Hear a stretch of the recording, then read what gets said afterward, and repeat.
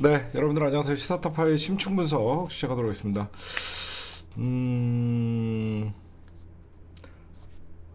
오늘 새벽에 6월 항쟁에 도화선지됐던 우리 박종철 열사의 어머니 정차순 여사께서 별세를 하셨습니다. 아들과 남편 곁으로 가셨어요. 이 정차순 여사는 정말 살아있을 때 아들을 잃고 그 인권에 헌신하면서 여생을 보내셨고, 향년 나이 91세로 돌아가셨어요. 여러분들 좀 대충 아시겠지만 박종철 열사는 그 과 선배였던 그 박종화였나요? 이름도 기억 안 나는데 잘. 박종화가 박종철 열사의 집에 숨어 있다가 아침에 도망갔죠. 뭔지도 모르고 집에 있다가 박종철 군이 끌려가갖고 고문 받다가 물고문 당하다가 죽은 사건이에요. 그래서 이 사건으로 6월 항쟁의 도화선이 됐습니다. 이 사건이 언제 일어나냐면 87년 1월에 일어났던 일이에요. 87년 1월에 일어났던 사건이에요. 그래서 그해 6월 항쟁의 도화선이라고 얘기를 한 겁니다. 예, 좋은 곳으로 가고 아드님 만나시기를 진심으로 바랍니다. 네, 더불어민주당 얘기 좀 할게요. 다음 달 3일에 원내대표 선출을 합니다. 그러니까 5월 2일 날 고 최상병 특검을 마지막으로 홍익표 의원님이 밀어붙이고, 그 다음에 3일날 원내대표 선거를 하게 되겠죠. 지금 원내대표 후보군으로는 4선의 김민석, 그 다음에 4선의 서영교, 4선의 한정혜, 그리고 3선의 김병기, 3선의 김성환, 3선의 김영진인데 김영진은 안 한다고 얘기했고요. 3선의 박찬대, 3선의 조승래, 이렇게 지금 후보군이 좁혀지고 있습니다. 제가 봐도 누가 돼도 다 친명이네요. 이거는 당에서 알아서 조정을 좀 하겠죠.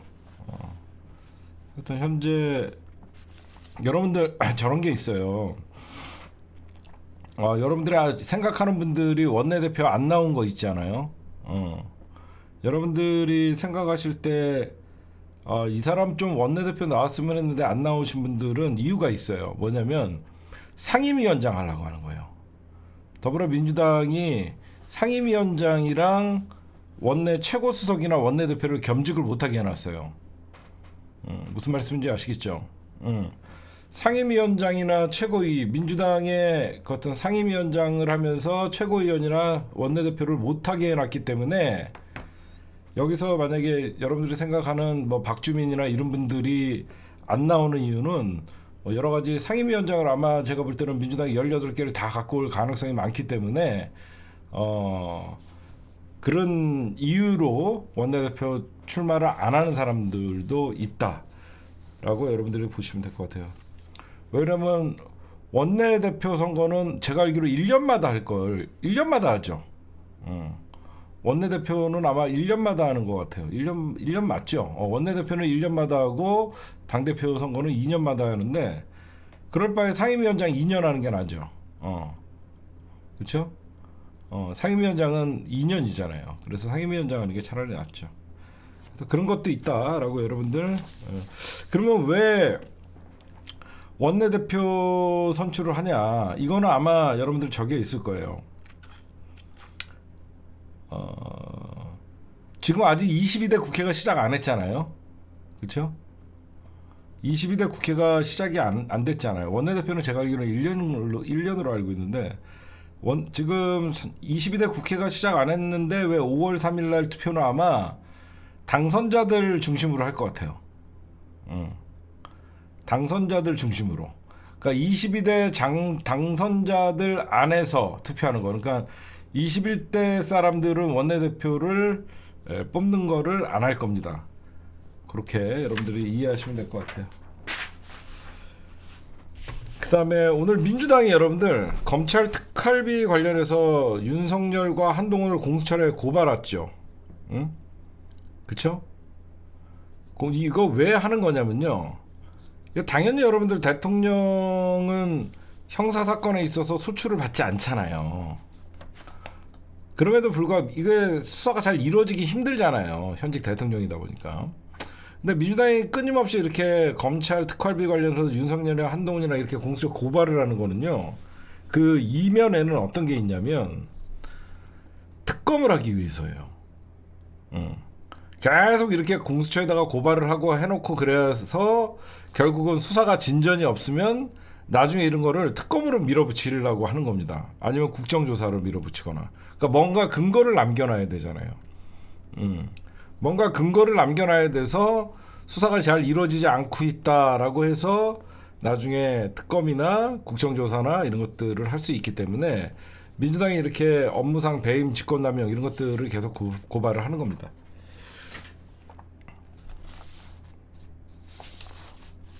그 다음에 어제 윤석열이가 막판에 그런 얘기를 했죠. 포퓰리즘 정책이다. 그 이재명 당대표를 겨냥해서 얘기를 했는데 이재명 당대표가 오늘 받아쳤어요. 정부의 민생회복지원금 1인당 25만 원. 이건 포퓰리즘이 아니다.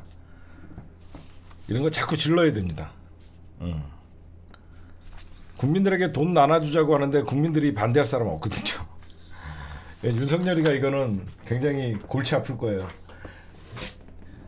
지금 먹고 살기 힘들어 죽겠는 사람들한테 포퓰리즘이다라고 하면서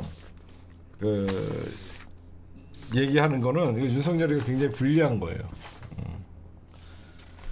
그다음에 지금 제가 우리 민주당 여기서 방송을 하면 저희 민주당 의원들이 많이 보시니까 관계자들도 보시니까 말씀을 좀 드리는데 지금 뭐 하셔야 되냐면요. 지금 사람들이 잊고 있는 게 있어요, 여러분들. 어떤 걸 사람들이 잊고 있냐면 지금 총선 전에 뭐가 굉장히 화두가 됐었죠. 의대 증원 문제였죠. 의대 증원 문제요. 이 의대 증원 문제가 지금 총선 이후에 사실 장기전에 빠졌어요. 이 민주당이 나서갖고 해결해버리면 윤석열이를 완전 식물로 만들 수 있습니다.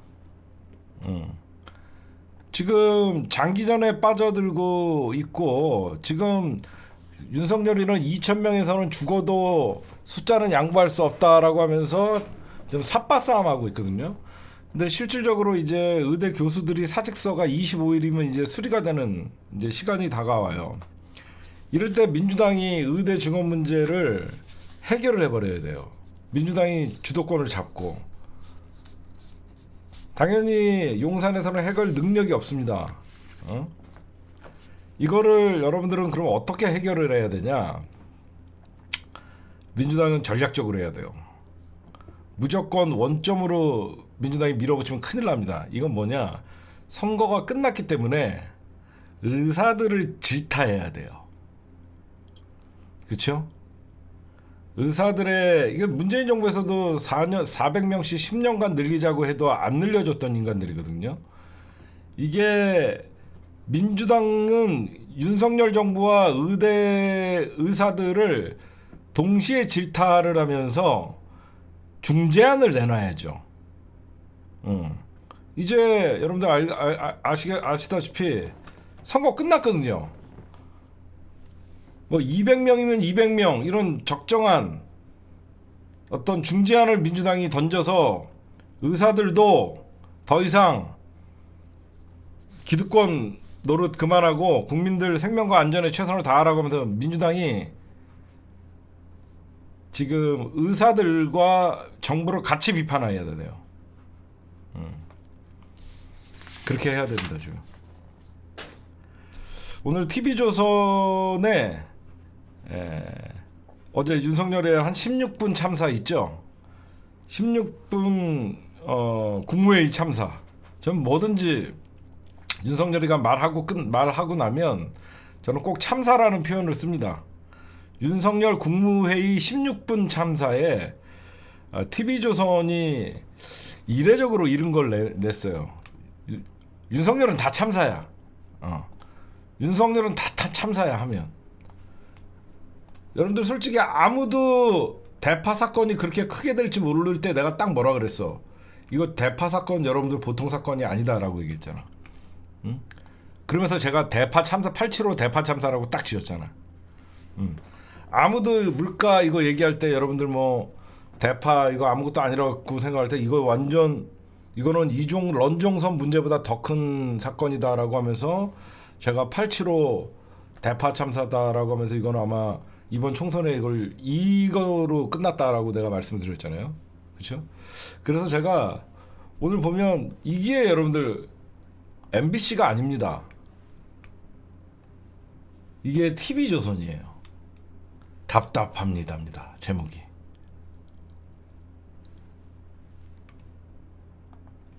저게 윤석열 16분간 국무회의 참사에 이어서 TV조선이 저 화면을 내보내면서 뭐라 그랬냐. 왜 국민한테는 이렇게 박절한가. 왜 사과하지 않냐는 거예요. 왜 국민들한테는 사과하지 않냐. 어제 난 그게 너무 웃겼어요. 비공개로 윤석열이 국민들에게 사과했다. 아니, 공개적으로는 사과하면 쪽팔린가? 아니 카메라 돌아갈 때 사과할 수 없는 뭐 그런 장가? 안타깝더라고요. 사과 참사. 그거는 대신 사과 참사. 그건 대신 사과 참사고. 대신 사과 참사. 그다음에 이어서 또 이거 좀 할게요. 오늘 여러분들 런종섭 있죠. 총선이 끝나자마자 심정의 변화를 가장 빨리 표현한 사람이 누구냐면 김계환 사령관이었죠. 여러분들 그때 제가 이거 이상하다고 얘기했죠. 총선이 민주당의 압승이 딱 되면서 김계환 해병대 사령관이 차마 말할 수 없는 것들이 있다라고 하면서 심정이 변화를 어느 정도 얘기를 했죠. 오늘 그건 왜 그러냐면 민주당이 압승을 하니까 당연히 특검은 통과될 거라는 생각을 한 거예요. 민주당이 압승을 하니까 야, 올 것이 오는구나라고 생각하니까 그런 신경에 변화가 생기는 거예요. 민주당이 만약에 총선에서 압승을 하지 못했다 그러면 이런 일이 벌어지지 않아요. 근데 오늘 런종섭이 무슨 일이 있었냐면 갑자기 여러분들 뜬금없이 두 번째 의견서를 재판부에 제출을 해요. 공수처에다가 갑자기 런종섭이 국민의힘과 상의도 없이 오늘 고위공직자 공수처에다가 두 번째 의견서. 이게 무슨 말이냐면 이 공수처에다가 어떤 의견서를 전달했는지도 모르는데 갑자기 런종섭이가 이런 얘기를 합니다. 기록 회수했잖아요. 경찰에 갔던 거를 국방부로 다시 회수할 때 이종섭이 기록 회수 내 지시 아니다. 윤석열 잣됐지요 지금. 여태까지 런종섭이가 윗선으로 지목되면서 김계환 사령관을 압박을 해갖고 경찰에 보냈던 기록을 다시 국방부로 회수시킨 게 바로 런종섭이었다라고 얘기했는데 갑자기 런종섭이 기록 회수 내 지시 아니다. 뭐야 그 위잖아. 대통령실이라는 소리 아니야. 응? 이게 왜 말이 안 되냐면 여태까지 런종섭이 뭐라고 주장했냐면 이 회수를 한 게 경찰에 갔던 걸 국방부로 다시 회수를 하는 게 위법이 아니다. 여태까지 얘는 회수한 거 위법 아니다라고 주장했다가 왜 갑자기 기록해서 내가 지시한 거 아니다 그랬냐면 회수한 게 위법이 아니라고 주장할 때는 직권남용에 걸릴까봐 그런 겁니다. 지금 공수처에서 직권남용으로 경찰에 갔던 이 수사 기록을 회수한 게 직권남용죄가 적용되고 있으니까 내가 지시한 거 아니다. 응? 대통령실이 직접 강연했다라고 이제 조여가는 거죠. 그럼 왜 그러냐? 특검이 임박해서 그럽니다. 이 사람들은 여러분들 눈치가 없겠어요? 당연히 눈치가 있죠. 지금 총선 깨지고 나니까 국힘당에서 딴 사건도 아니고 이 고 최상병 사건은 국힘당에서 찬성하는 분위기잖아요. 응? 국힘당에서도 이 고 최상병의 외압 의혹 사건 이거는 국힘당에서 찬성하는 분위기니까 특검이 임박하자 내 짓이 아니다. 난리가 났죠.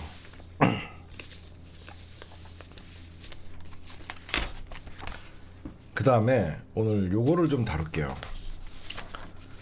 제가 요거는 좀 심층 분석을 한 건데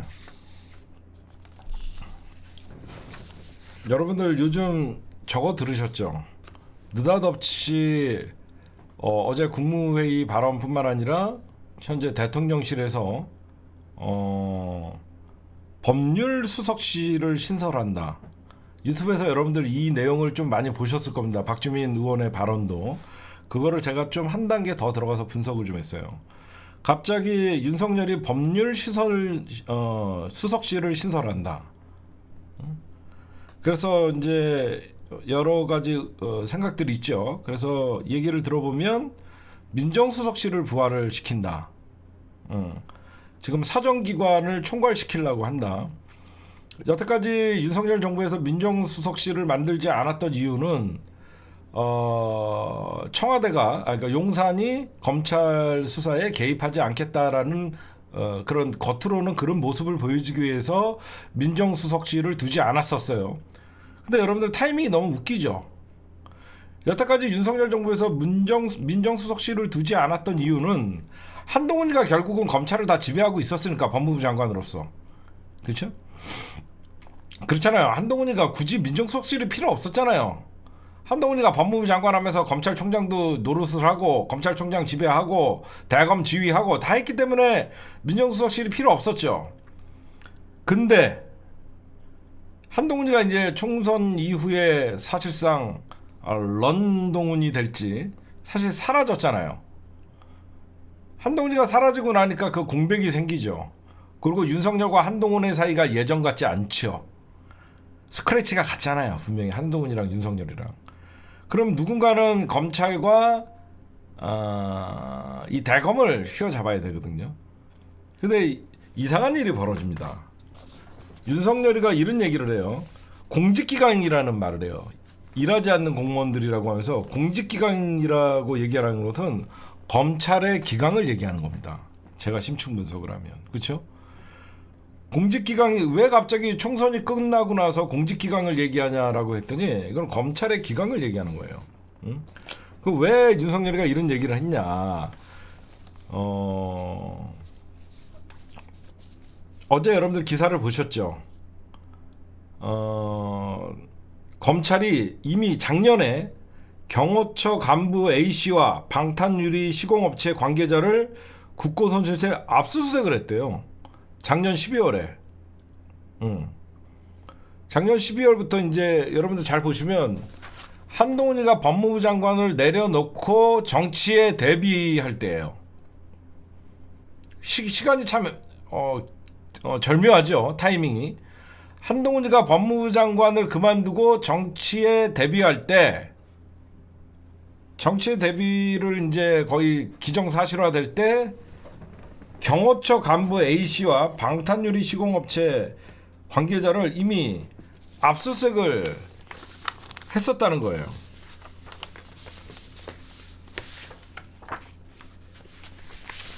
이게 그러면 제가 어떻게 이걸 해석할 수 있냐면요. 이 법률비서관 신설은 민정수석실의 부활이라고 여러분들이 생각을 하겠지만 윤석열이가 가장 두려워하는 게 뭡니까?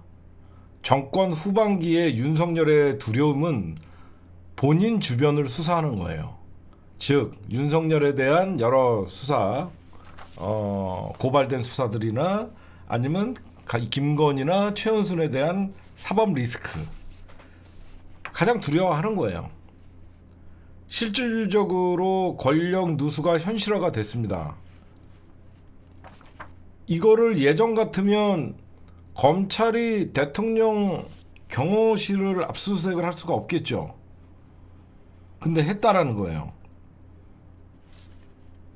그 다음에 검찰 압수수색은 이미 작년 말에 있어서 여러분들 그 얘기 기억나세요?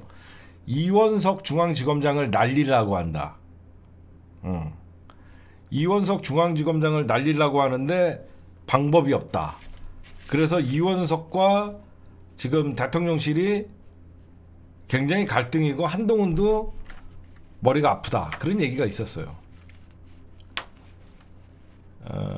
이게 정확히 뭐냐면 어떤 사건이냐면요. 대통령실 용산 이전 과정에서, 그러니까 청와대에서 용산으로 이전할 때 인테리어 업자, 방탄 유리문을 제조하는 업자가 대통령실 경호처 간부 A씨랑 유착을 한 거예요. 허위 계약서, 그러니까 금액을 부풀리기를 한 다음에 이 대통령 경호처 간부에게 돈을 갖다 준 거죠. 근데 이게 웃긴 게 있습니다.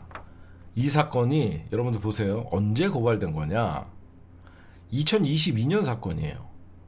사람들은 이 사건이 오래된 사건이라고 생각하는데, 얼마 안 된 사건이라고 생각하는데, 이거 2022년에 고발된 사건을 이제 수사한 거예요. 왜 이제 수사했을까? 응? 웃기죠? 응?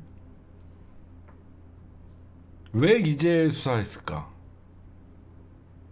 손경호가 중앙지검장이고 이원석이 검찰총장인가? 그렇잖아요.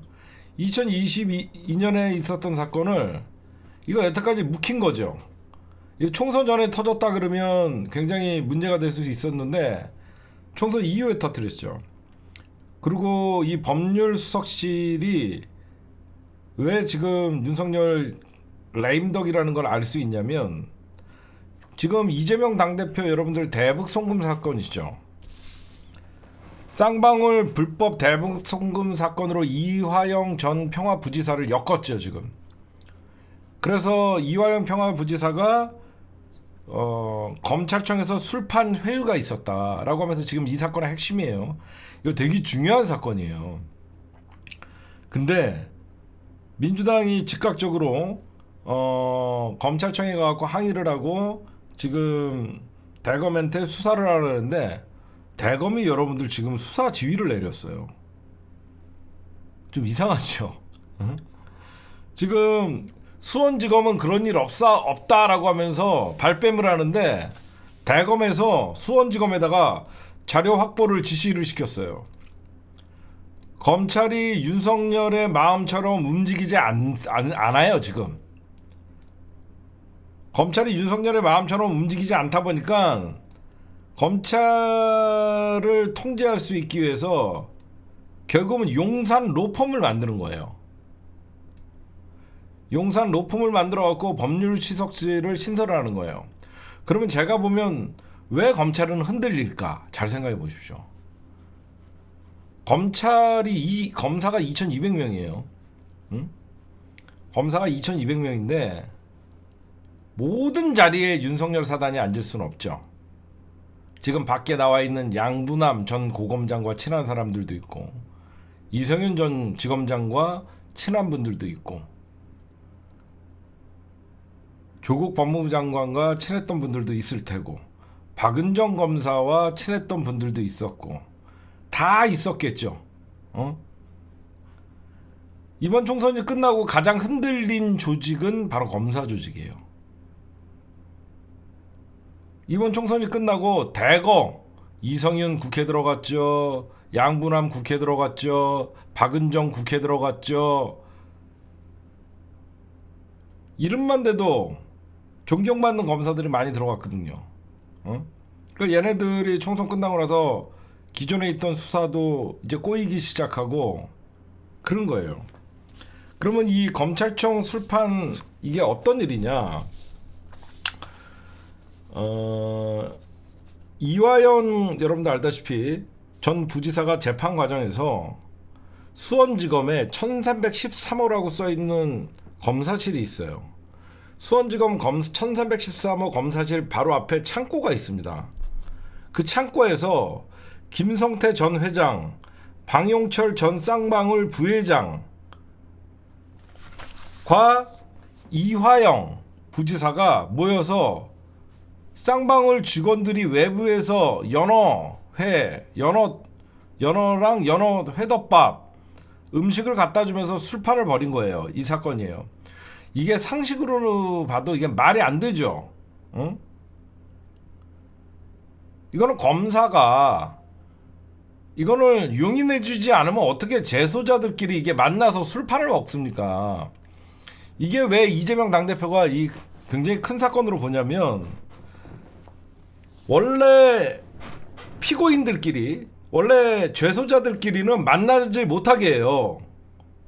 말 맞출까봐.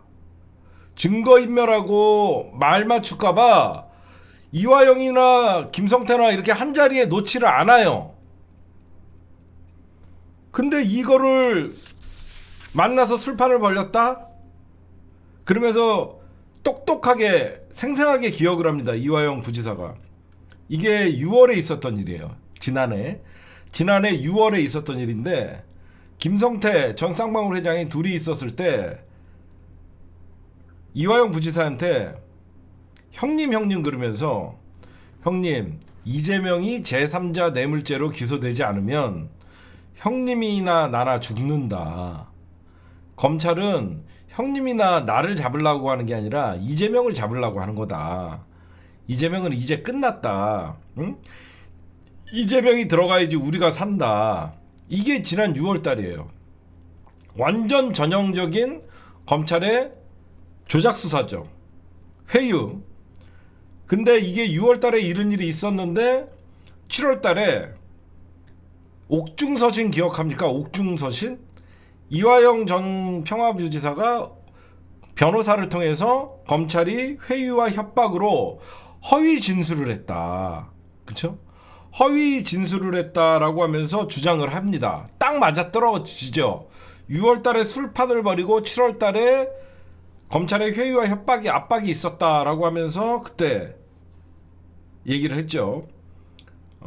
지금 민주당은 검찰 독재 정치 탄압 대책위원회는 수원지검이 이제 쌍방울 대북 송금 사건 진술 조작 모의 의혹 수사 대상이라며, 재판장에서 진술 조작을 모의한 매우 구체적이고 상세한, 이거를 재판장에서 이화영 부지사가 다 얘기를 한 거예요.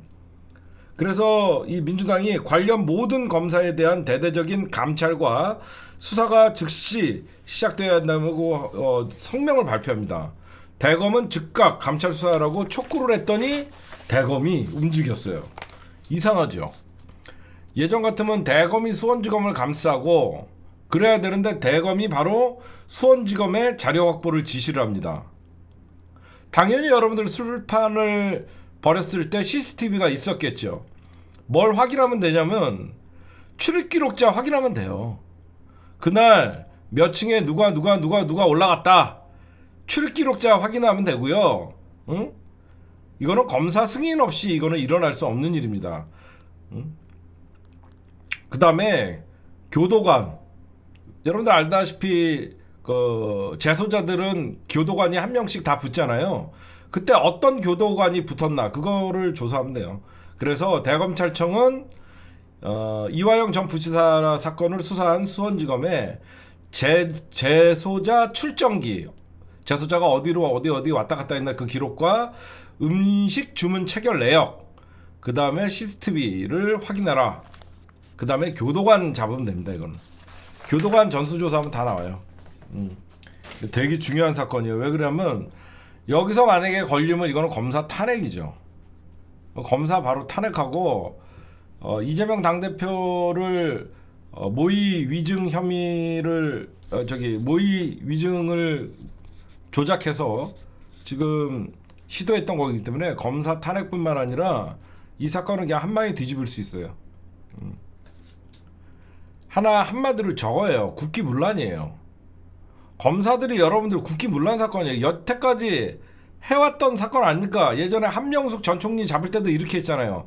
의자가 돈 받았다라고 해서 했다가 결국은 재소자들끼리 불러다가 입 맞추게끔 하고, 검찰이 못된 버릇을 못 부리는 국기문란 사건입니다. 그래서 이게 민주당이 이제 이걸 어떻게 하면 되냐.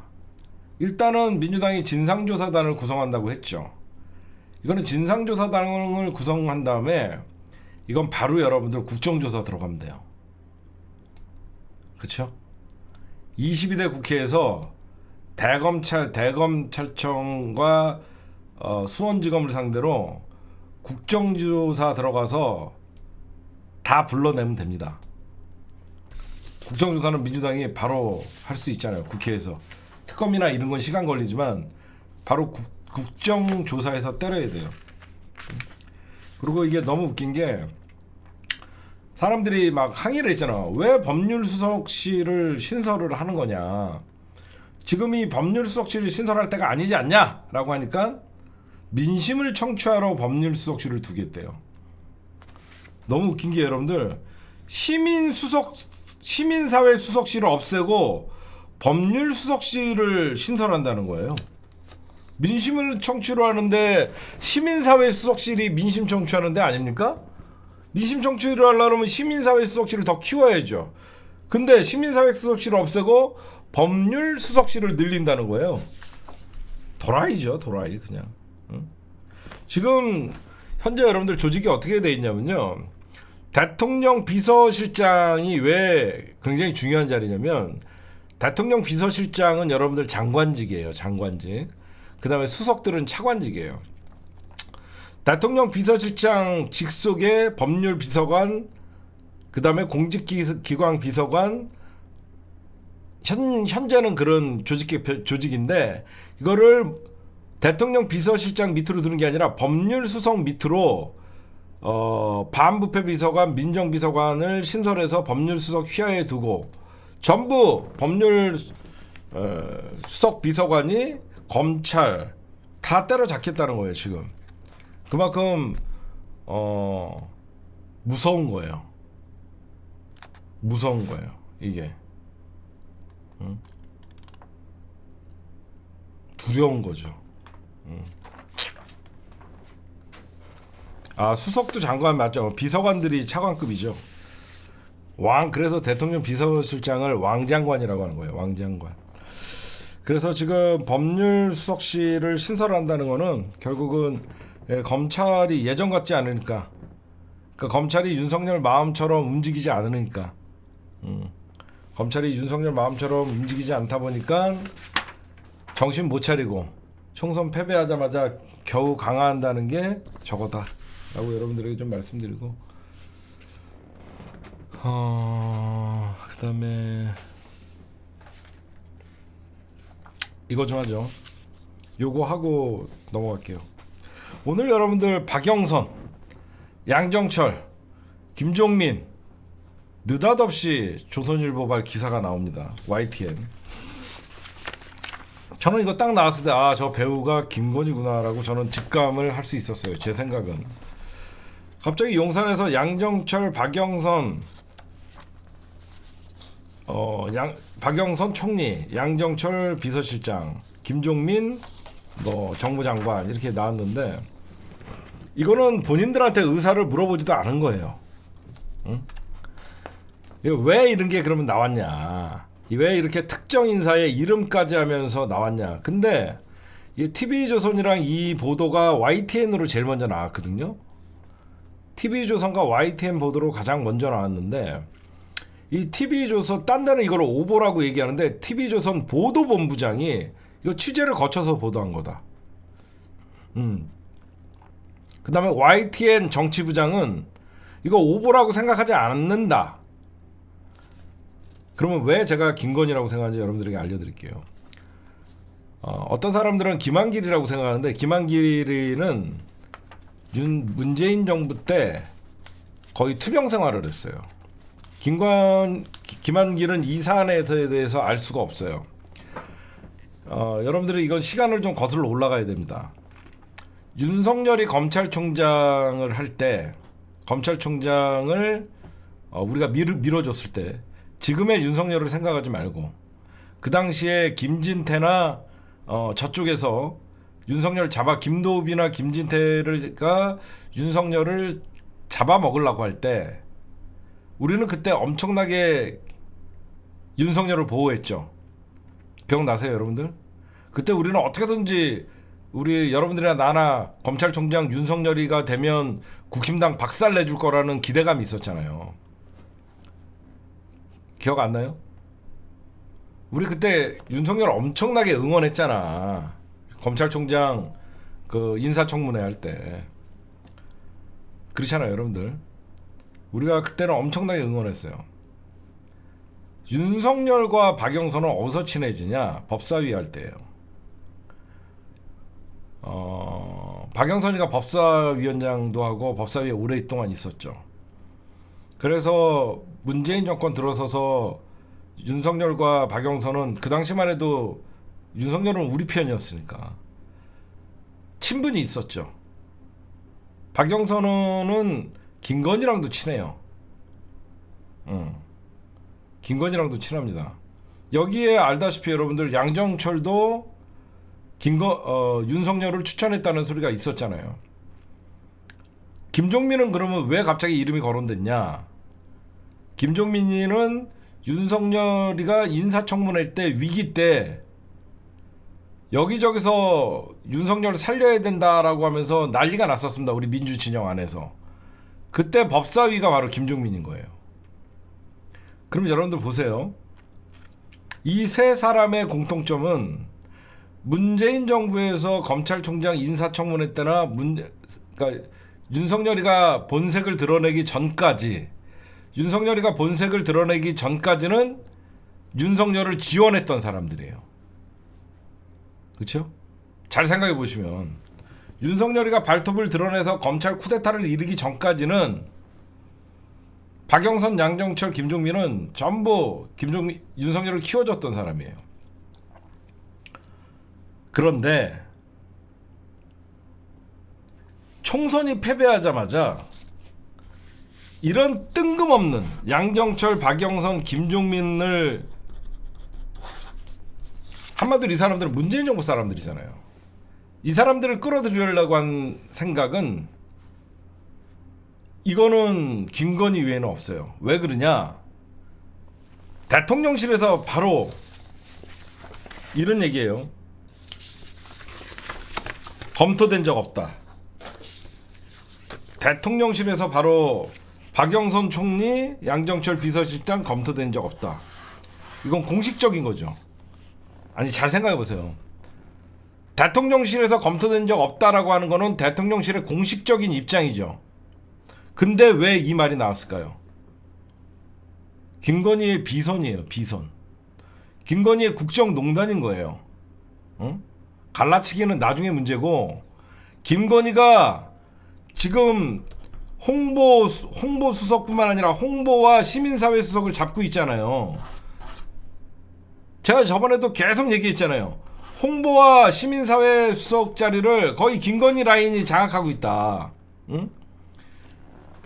김건희 7시간 녹취록을 들으면 제 얘기가 맞다는 걸 알 거예요. 김건희는요 국민의힘을 좋아하지 않아요. 응? 김건희는 국민의힘을 좋아하지 않고 김건희는 아마 이번에 총선 패배를 대통령실이나 한동훈이가 잘못했다고 생각하지 않을 거예요. 국민의힘 진짜 저 찌질이들이 총선 말아먹었다고 생각할 거예요. 응? 그렇기 때문에 이 멤버 있죠. 양정철, 박영선, 김종민 이 멤버는 과거 문재인 정부에서 이 사람들과 유대 관계가 없으면 이 멤버가 나올 수가 없어요. 이 멤버를 상상할 수 있는 사람은 대통령실에서 김건희 외에는 아무도 없습니다. 여러분들 7시간 녹취록을 제가 수없이 들어봤잖아요. 응? 그래서 대통령실 입장에서는 이게 어디서 나왔지? 그럴 수밖에 없는 사안이에요. 진짜 대통령실의 가장 힘센 권력은 김건희니까 김건희가 홍보수석이나 공보나 아니면 시민사회 수석 그쪽으로 언론에 흘린 거예요. 찔러본 거예요. 응? 그렇잖아요. 김건희가 찔러본 겁니다. 이런 멤버를 국힘당의 대통령실에 있는 인간들이 박영선 총리, 양정철 비서실장 이거는 그냥 윤석열과 친분 있는 사람들일 뿐이에요. 전혀 야당과 협치나 이런 거에 적당한 사람들이 아니에요. 왜 그러냐면 박영선을 만약에 총리로 지명한다 그래갖고 생각해보세요. 박영선이가 만약에 받아들인다고 생각을 해봐요. 박영선이가 받아들이는 순간 이게 민주당에서 통과시킬 것 같습니까? 통과 안 시켜요. 그냥 자기네들 착각한 거예요. 응? 이 아이디어를 낼 사람은 박영선, 양정철, 김종민 이 세 사람과 이 세 사람에게 야당이지만 고마움을 느끼는 사람 윤석열밖에 없어요. 응? 윤석열밖에 없어요. 그래서 이거는 이 아이디어는 이 논란은 봐봐요. TV조선이랑 YTN에서 취재한 대로 보도했다. 누구를 상대로 취재했을 것 같아요? 대통령실 관계자랑 취재했을 거 아니에요. 그쵸? 지금 TV조선의 보도본부장이나 YTN의 정치부장이 대통령실 관계자랑 취재를 한 내용이래요. 근데 대통령실은 몰라요. 김건희 비선 라인이랑 통화를 한 거예요. 어?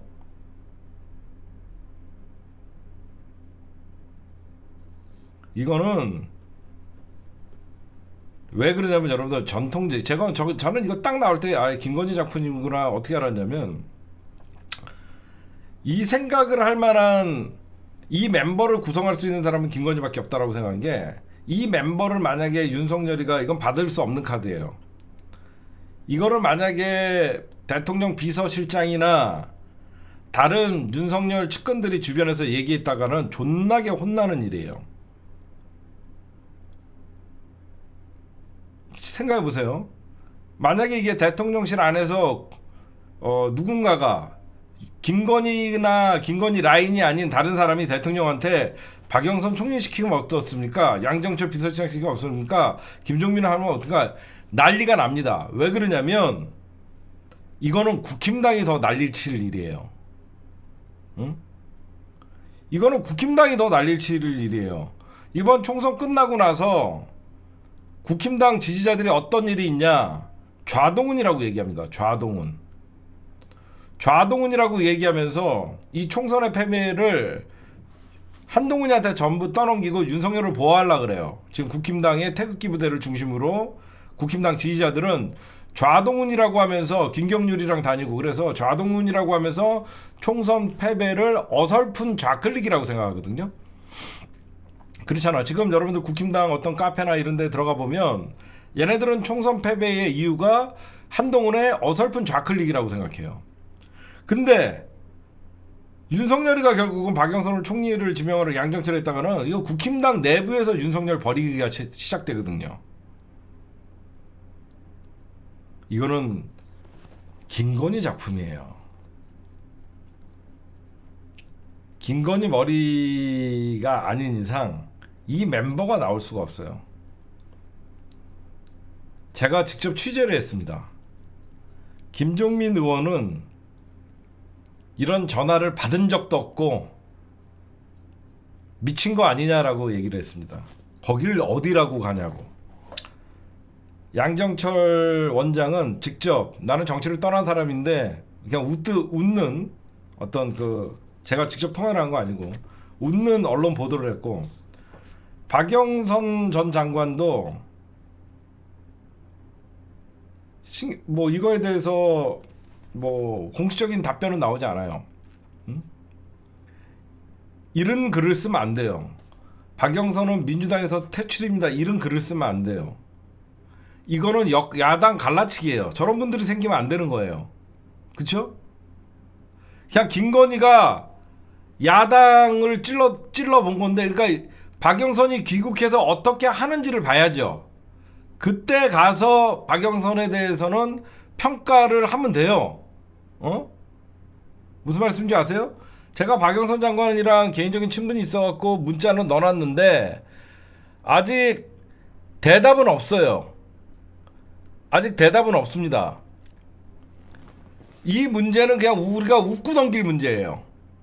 이 문제는 우리가 웃고 넘길 문제지 자네들이 지목한 박영선, 양정철, 김종민 이 사람들을 우리가 공격할 필요도 없는 거예요. 왜 그러냐면 대통령실에서는 검토조차 한 적이 없다. 공식 부인을 했어요. 그러면 우리가 그 이면에 어떤 것들을 여러분들 볼 수 있냐면, 야, 얼마나 대통령실에서 인재 구하기가 힘들면, 얼마나 인재 구하기가 힘들면 박영선 총리 소리 나고 양정청 비서실장 소리가 나고 이러냐. 얼마나 웃깁니까?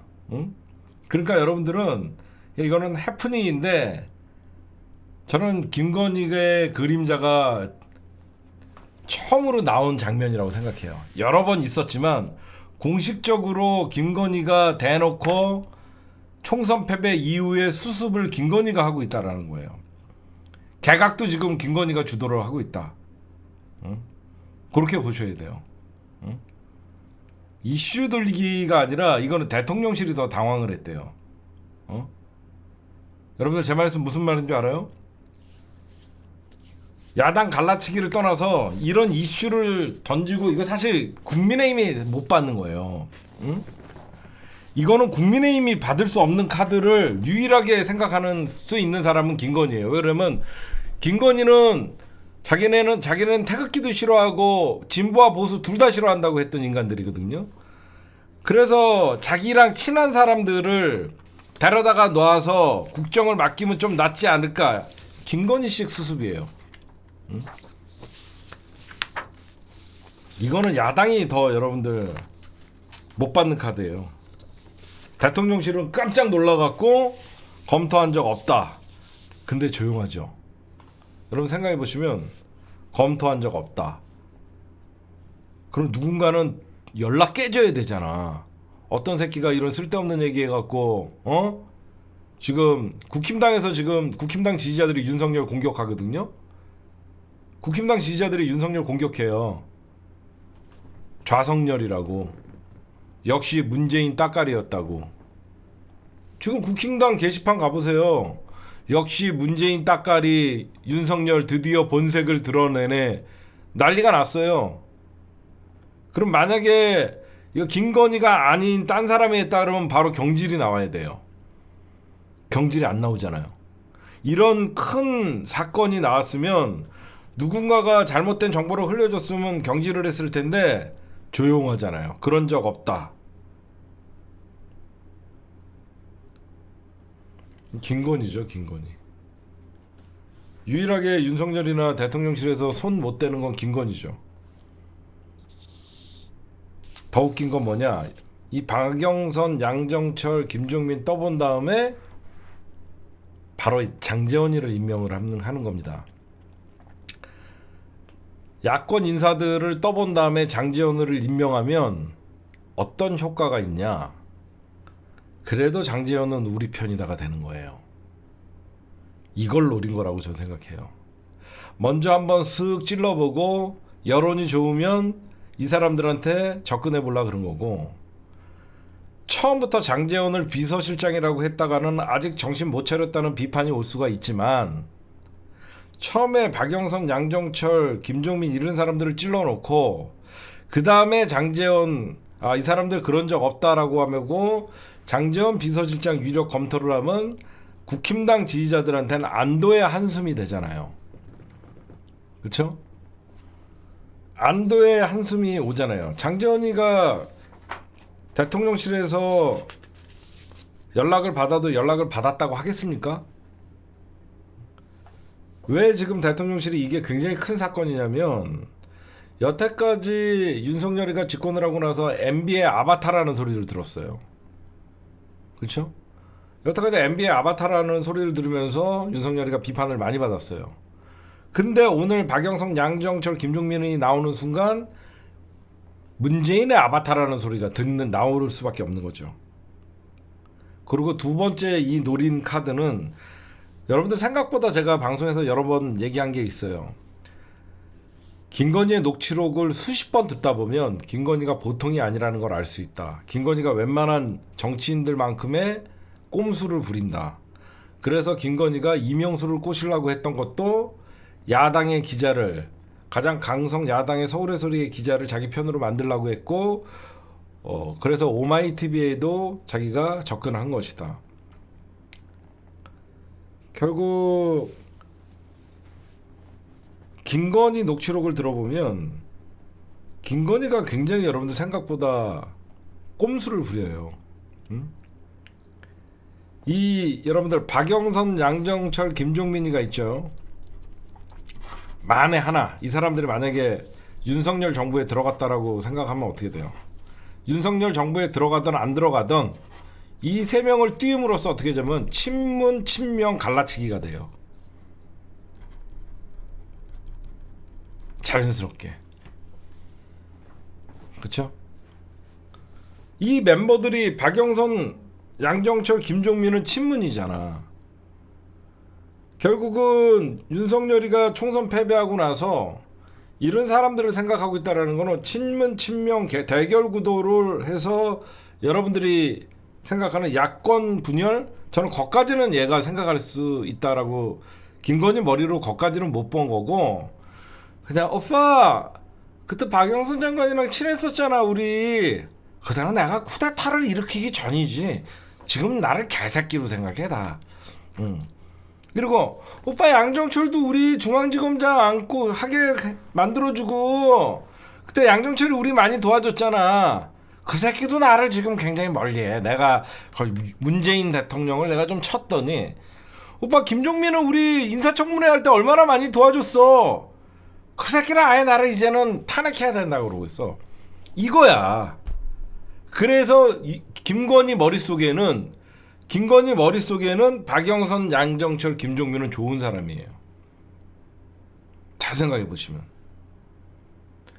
이 세 명을 쪽집게 같이 어디에 배치한다,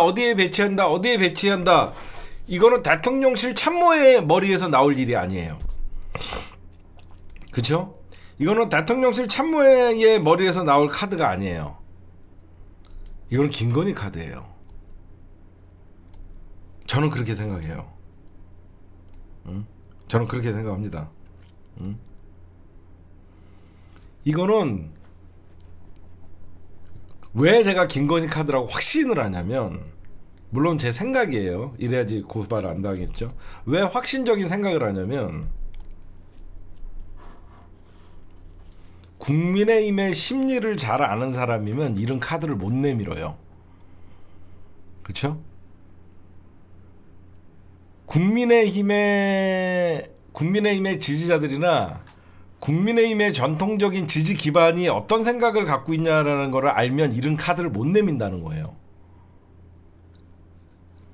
이거는 어설프게, 윤석열은 우도 아니고 자도 아니었잖아. 옛날에 볼 때 그냥 검사였잖아, 검사. 응?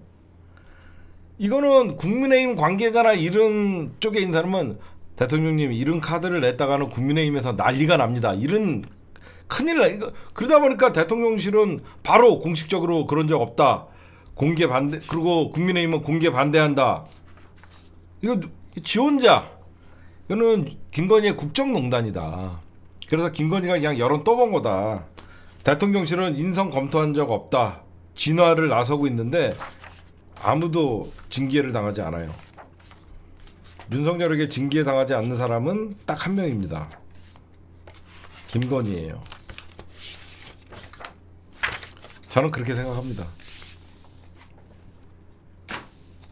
어디까지 저는 그렇게 생각해요. 이게 여러분들 보세요. 이번 TV조선과 YTN발 이 기사가 대통령실은 황당하다라고 얘기해요. 그럼 대통령실 관계자 누군가가 흘려줬잖아요. 보수층은 발칵 뒤집혔어요. 왜 보수층이 발칵 뒤집힐까요? 이 카드는 보수가 쓸 수 있는 카드가 아니에요. 김건희는 보수가 아니거든요. 김건희는 그냥 권력을 쫓는 마녀거든요. 이게 왜 보수층이 발칵 뒤집히냐면, 우리가 좌파 새끼들 청산하라고 너를 밀어줬는데 좌파 새끼들을 국무총리를 시켜 난리가 나는 거예요. 그렇죠?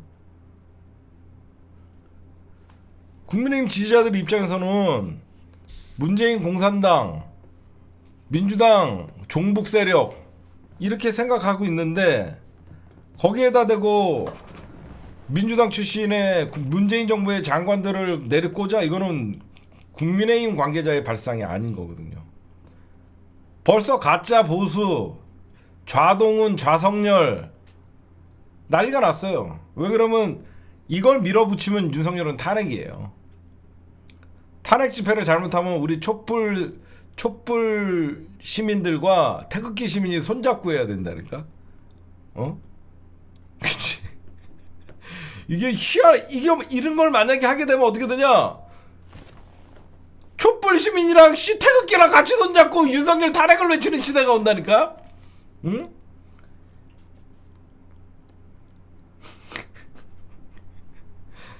촛불 시민이랑 태극기랑 같이 손잡고 한동훈 좌동훈 탄핵. 응? 커피 한 잔 드시죠. 커피 한 잔 드시죠. 그 눈에 눈에 좀 자꾸 거슬럭거리는 그 미군 성조기 좀 떼시죠. 진짜 그런 순간이 올 거예요. 제가 보면. 태극기 집회하는 할배가 옆에 떡 하나 드렸더니 빨갱이들이 친절하다고. 저희 빨갱이 아니에요. 그러면서 현장 맛깔기. 태극기와 촛불 시민의 만남. 현장 맛깔기. 현장에서 태극기 할아버지에게 마구 맛있는 걸 사드려라. 야, 좌파들이 훨씬 정 많아. 이렇게 되는 거죠. 현장 맛깔기. 지금 여러분들 제가 이렇게 농담으로 얘기하지만 벌써부터 보세요. 이명박근혜 때 일어나지 않았던 나름 보수라고 하는 애들이 벌써 돌아서잖아요. 변희재도 박근혜 때 얼마나 빨아댔습니까? 지금 보수 정규재 돌아섰죠. 지금 보수 패널이라고 하는 사람들은 다 돌아섰습니다. 그러니까 윤석열은 보수에서도 인정 못 받는 거예요 지금. 그러니까 사람들이 점점 생각하는 게 국힘당을 윤석열이 망치고 있다라고 생각하는 거예요. 지금 최대집, 변희재, 정규재 나름 보수의 어떤 그 합리적이라고 얘기했던 자들 다 돌아서고 있고, 조선일보 답답하다라고 얘기하고, 중앙일보, 조선일보, 동아일보 거기에 언론 장악을 한 YT에 지금 답이 없어 보이니까. 이러다가 진짜 여러분들 제가 농담같이 얘기하는 게 아니라 촛불 집회 때 태극기 부대가 같이 와갖고 같이 박수를 치는 일이 나올 수가 있다니까.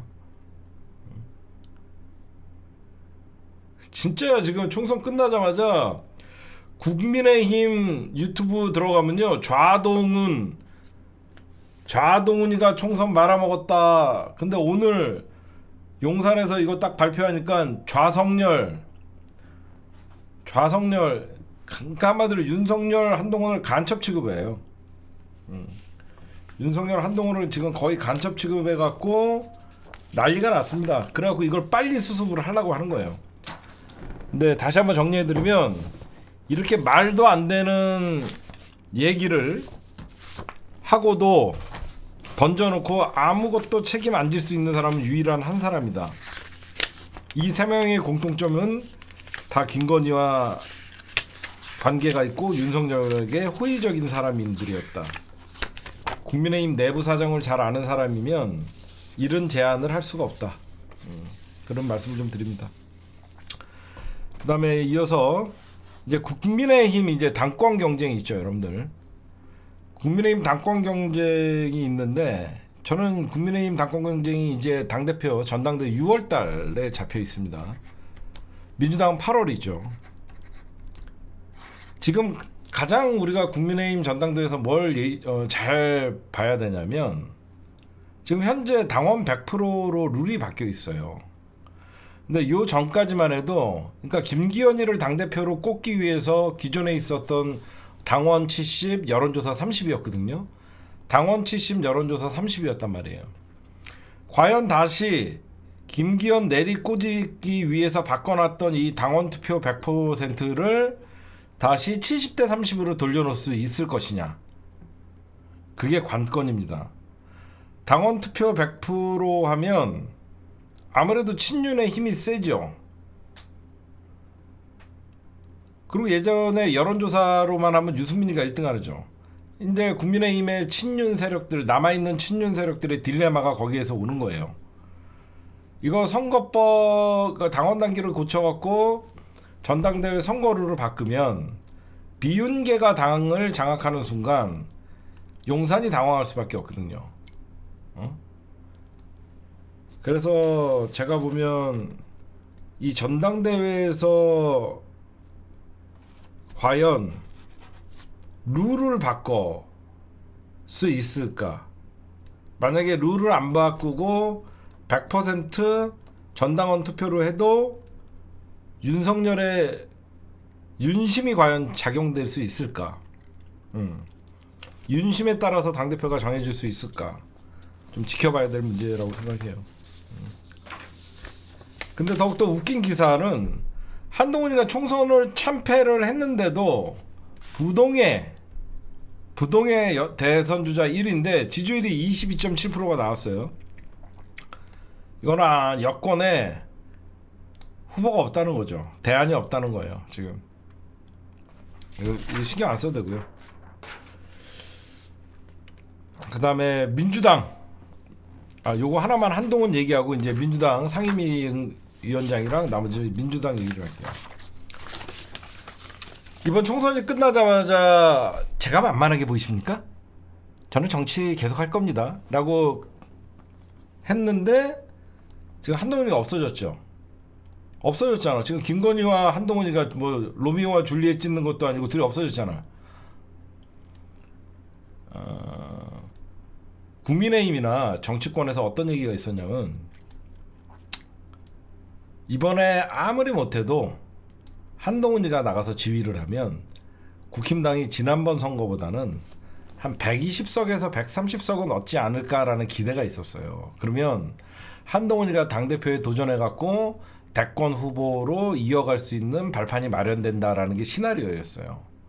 지난번에 워낙 국힘당이 많이 깨졌기 때문에 여러분들 국힘당이 21대 총선에서 많이 깨졌기 때문에 한동훈이가 120석이나 130석만 해도 지난번보단 잘했기 때문에 22대 총선을 한동훈 탓을 하지 못할 것이다. 라는 얘기가 사실 지배적이었는데 한동훈이가 결국은 정치권에서는 세 가지를 잃었다고 생각해요. 한동훈이가 이번 총선을 사실상 솔로 지휘 혼자 지휘했잖아요. 한동훈이가 그동안에 가지고 있었던 세 가지를 뭘 잃었냐면 사람들은 한동훈이를 이번 총선에 국힘당에서 선대본부장을 해야 된다는 게 한동훈 효과가 실질적으로 존재한다라고 생각했죠. 근데 이번 총선이 끝나고 나서는 한동훈 효과는 없었다가 됐죠. 한동훈 효과는 없었고 한동훈은 중도 확장의 능력도 없다라는 게 사실상 세상에 밝혀진 거죠. 그러니까 국민의힘 입장에서는 한동훈의 효과도 없었고 한동훈이는 확장성도 없는 어떤 정치인이 정치 초짜에 불과하다라는 게 한동훈이가 첫째 잃어버린 거고, 그 다음에 한동훈이가 이번에 용산과 가장 큰 갈등을 겪는 순간순간 몇 번 있었죠. 다른 거는 다는 다 쇼라고 봤는데 하나 결정적인 장면은 용산과 제대로 한번 붙은 적이 있어요. 그게 뭐냐면 한동훈이가 비례대표 공천할 때, 이거는 약속 대련이 아니었어요. 한동훈이가 비례대표 공천할 때 용산에서 난리 쳐갖고 전주에 조배숙이나 이런 애들 다 들어왔잖아요.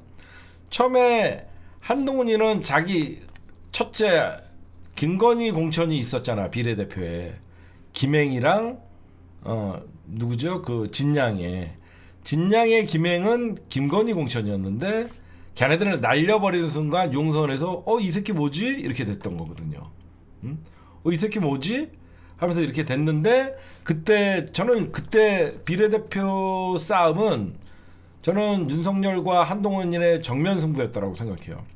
물론 나중에 한동훈이가 깨갱해갖고 어느 정도 뭐 호남에서 일했던 사람들 좀 들어오곤 했는데 매번 한동훈이가 고개를 숙였지만 그 당시에 비례대표 때 왜 제가 그때는 약속대로이 아니라고 생각했냐면 이철규 누가 봐도 국민의힘 비대위의 그 사무총장을 맡고 있는 이철규가 한동훈이랑 면전에서 싸움을 했거든요.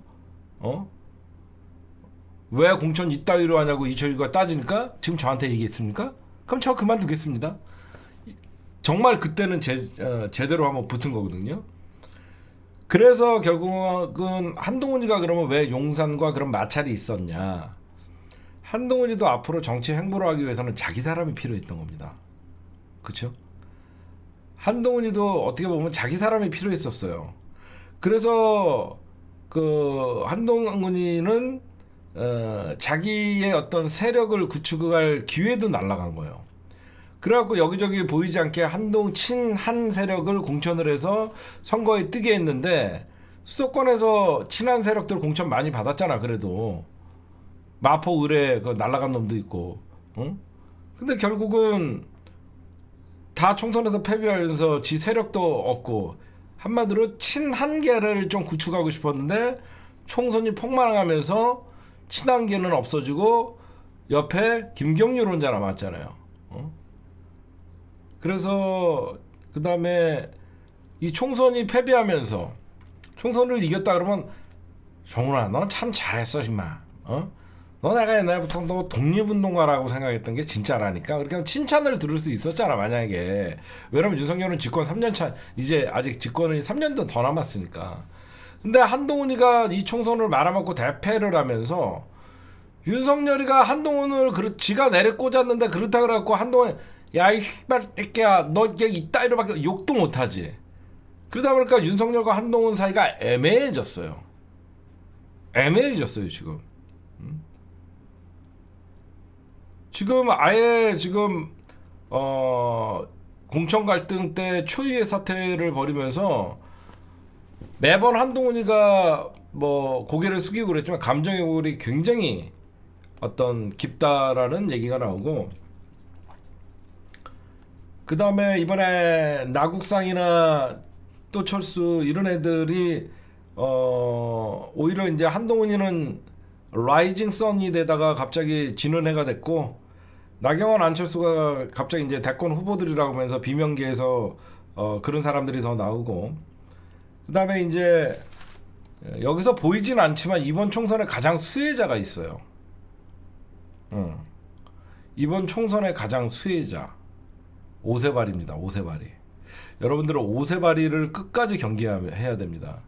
왜 오세발이가 총선의 수혜자냐면, 오세발이는 그러니까 홍준표는 한동훈이를 저격하면서 나름 한동훈 팬덤에게는 홍준표가 공격을 당하잖아요.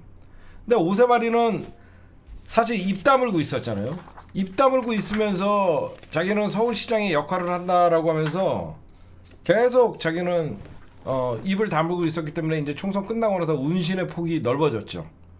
이렇게 혼란스러운 국민의힘에다가 홍준표 같이 이래라 저래라 하면서 괜히 적을 만들 필요 없이 오세훈이는 자기가 생각하는 서울의 여러 가지 어떤 경제 시장 뭐 시스템 이런 거를 만든다고 하면서 오세발이는 아직 대선 선거가 뭐 집단에는 3년 남았다라고 생각하니까 오세발이가 오히려 그 윤석열과는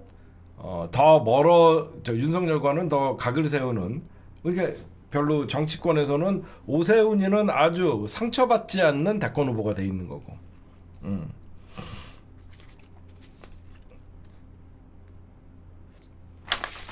그에 반해서 하여튼 한동훈이가 이번 총선으로 이룬 건 가장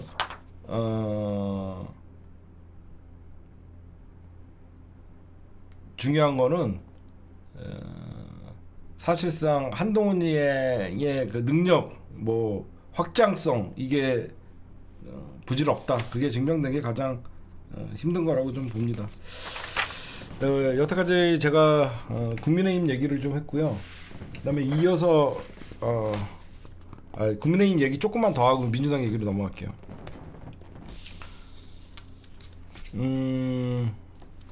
저는 양정철, 박영선, 김종민 이런 얘기가 나올 때 무슨 생각을 했냐면요. 저는 예견된 일이라고 생각했어요. 저는 예견된 일이라고 생각했어요. 왜 그러냐면 윤석열이나 한동훈이는 정치인이 아니죠. 그냥 검찰이었어요. 검찰 세력. 검찰 세력들이 권력을 잡은 거죠. 저는 왜 이런 예견된 엉뚱한 이런 찔러보기식 인사 발표가 나왔다고 생각했냐면 결국 윤석열을 대통령으로 만든 건 누구죠? 국민의힘이죠. 왜 그러냐면 윤석열이가 어디 후보로 대통령이 됐습니까? 국민의힘이죠. 그럼 국민의힘은 박근혜 탄핵 이후에 사실상 당이 와해가 됐죠. 박근혜 탄핵 이후에.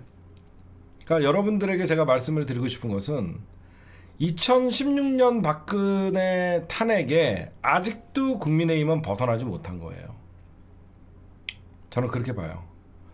2010년 박근혜 탄핵 이후에 2017년 대선 때 홍준표, 유승민, 안철수가 나오면서 사실상 4대1 대결을 해서 민주당이 권력을 잡고, 그러니까 문재인 정부 때 국힘당은 사실상 본인들이 박근혜 탄핵이나 여러 가지 국힘당의 안에 쌓여 있었던 문제를 해결을 했어야 돼요.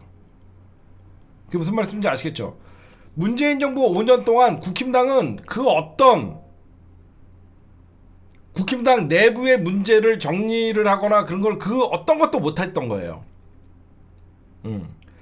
그러다 보니까 결국 대권 후보만 한 명도 내지 못하는, 그래서 결국은 긴급 수혈로 윤석열이가 온 거거든요. 잘 생각해 보시면, 그쵸? 긴급 수혈로 국힘당이 데리고 온 게 누구예요? 윤석열이에요.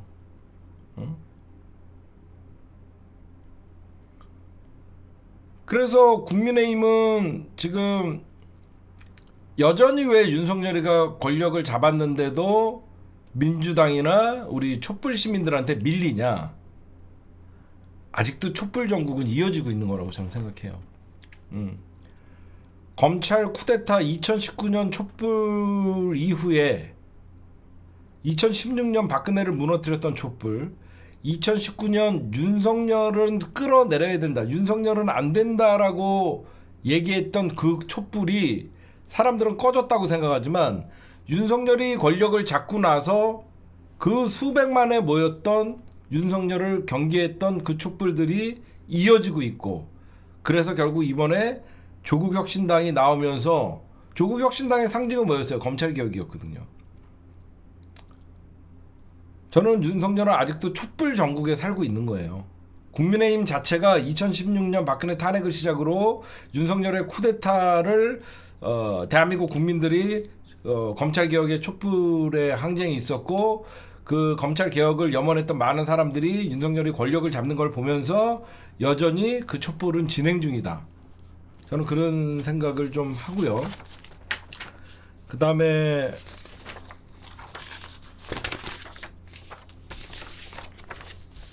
윤석열이가 엊그저께 대리 사과를 했죠. 또 사과에도 여러분들 진짜 사람들은 바보가 아니거든요.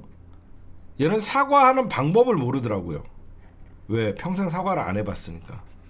우리가 적어도 내 잘못이 있다라고 하면서 초등학생들도 자기 학급 친구에게 사과할 때 어떻게 하냐면요, 가장 중요한 게 뭐냐, 내가 뭘 잘못했는지 알아야 돼요. 이거 내가 미안해 그러잖아요. 초등학생들도 자기네들 이렇게 하다, 너 빨리 네가 뭐 잘못한 거 사과해, 그러면 내가 너 오늘 약 올린 거 미안해 뭐 이런 식으로라도 하잖아요. 근데 윤석열은 어제 16분 담화 참사, 16분 그 뭐죠, 그 국무회의 참사를 보면서 뭘 잘못했는지를 몰라요. 왜 잘못했는지를 몰라요. 무엇이 미안한지 내용이 구체적으로 없고, 두 번째, 사과는요, 여러분들 우리가 늘 배우지만 사과는 즉시 하는 게 가장 좋은 거예요. 사과는 즉시. 근데 윤석열은 총선 끝나자마자 대국민 사과를 했어야 되는데 며칠 지나서 국무회의에서 하는 거야. 사과도 여러분들 늦지 않게 타이밍 맞춰서 하는 게 가장 중요하잖아요. 그런 것도 모르더라고요. 그리고 가장 중요한 거, 사과는요 진정성이 있어야 돼요. 진정성이 있을 때 사과를 받는 사람이 됐다라고 할 때까지 사과는 하는 겁니다.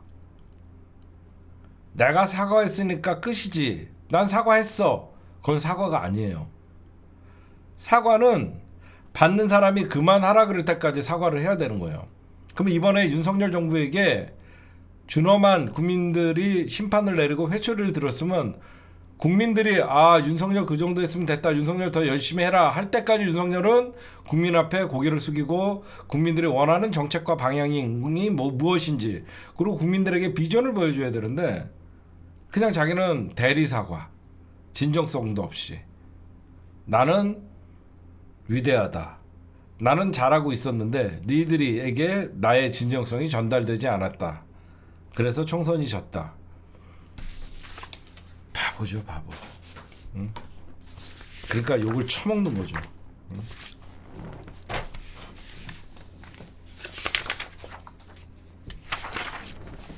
네.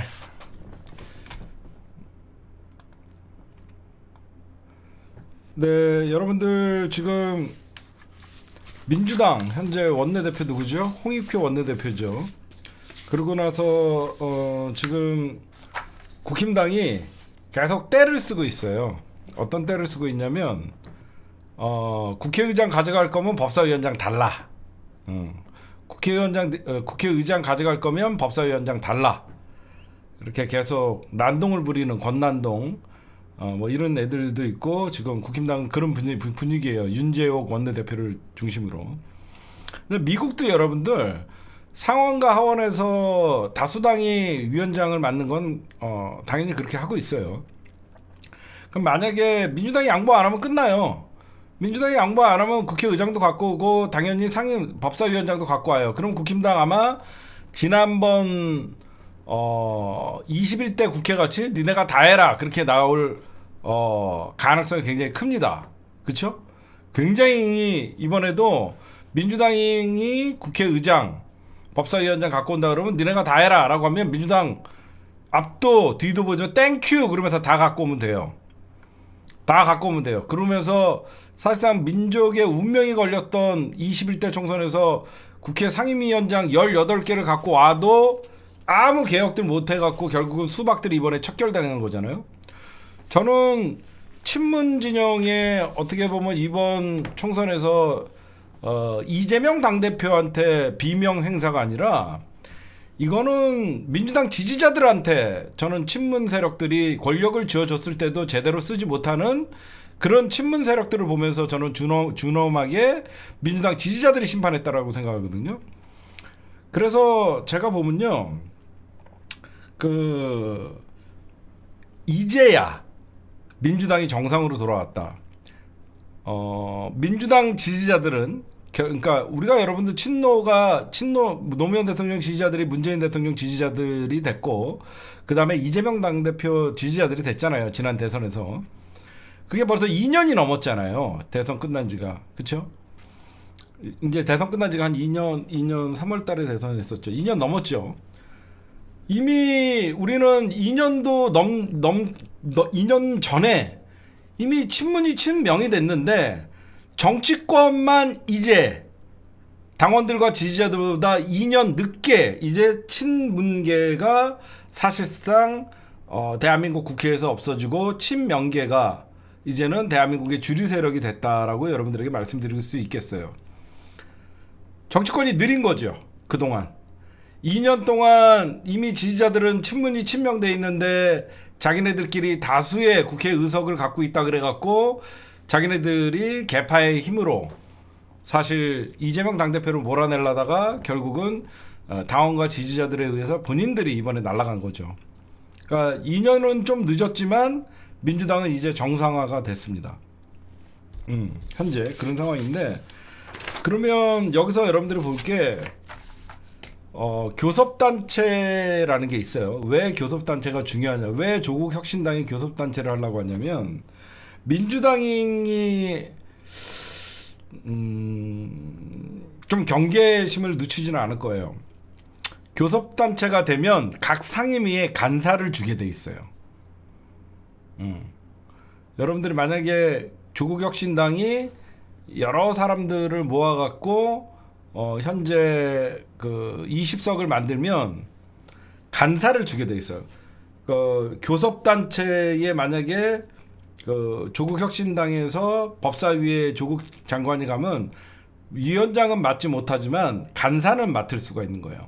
간사라는 게 사실상 여야 협의, 그러니까 그 상임위원회의 협의를 일정을 조율하고 그런 역할을 하죠. 그렇죠? 그래서 만약에 민주당과 저는 조국혁신당은 시간표가 다르다고 생각한다고 여러분들에게 몇 번 말씀드렸죠. 시간표는 달라요. 조국혁신당이 조금 더 빠를 수밖에 없어요. 왜 그러면 조국혁신당은 수권정당을 노리는 정당은 아니잖아요. 그렇잖아요.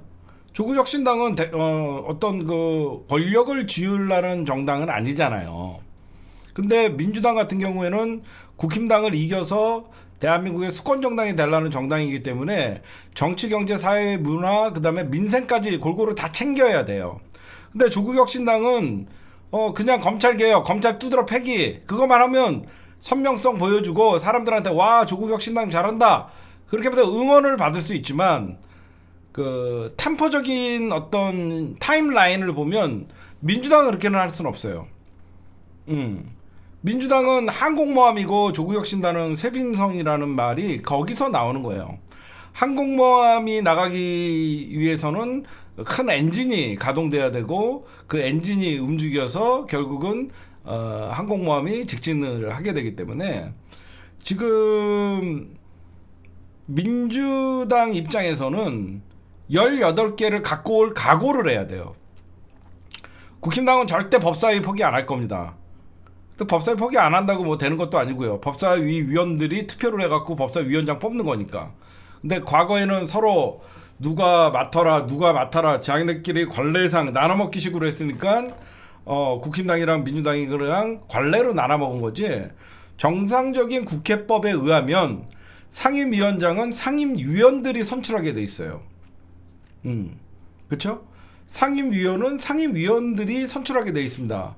근데 아시다시피 민주당이 거의 175석을 갖고 있기 때문에 민주당이 각 상임위에서 가장 다수가 돼요. 각 다수가 돼요. 그래서 여러분들이 보시면 민주당이 맘만 먹으면 18개 상임위원을 다 갖고 올 수 있는 거예요. 그러니까 여러분들이 보시면 이제 민주당은 법사위원장 차지하고 국회의장 갖고 온다 그러면 저쪽에서는 니네가 다 가져라 그러면 얼른 갖고 와야 돼요.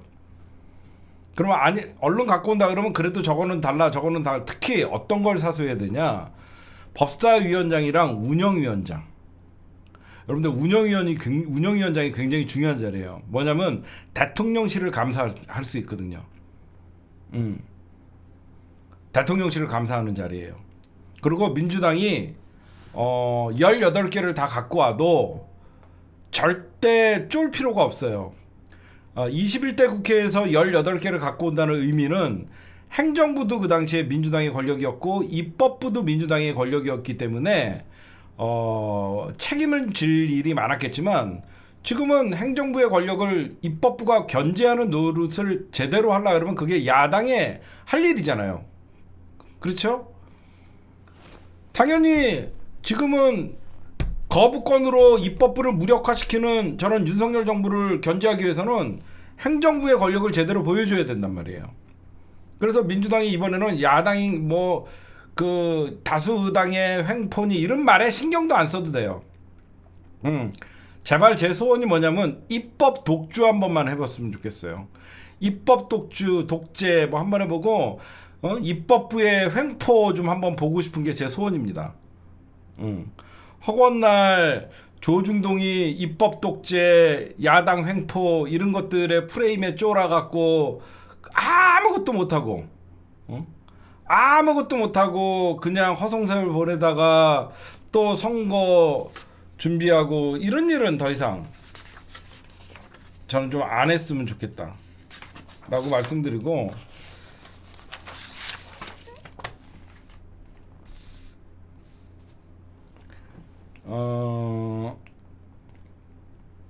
많은 사람들이 이제 이재명 당대표한테 달렸어요. 연임. 근데 제가 취재를 해보면 이재명 당대표님이 너무 고통스럽대요.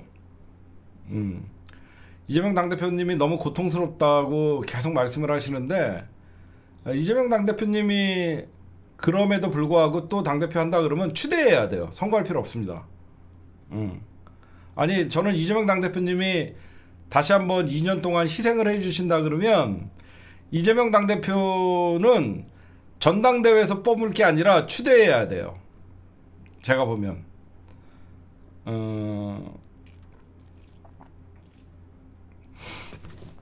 제가 입 바른 소리 한 번만 할게요.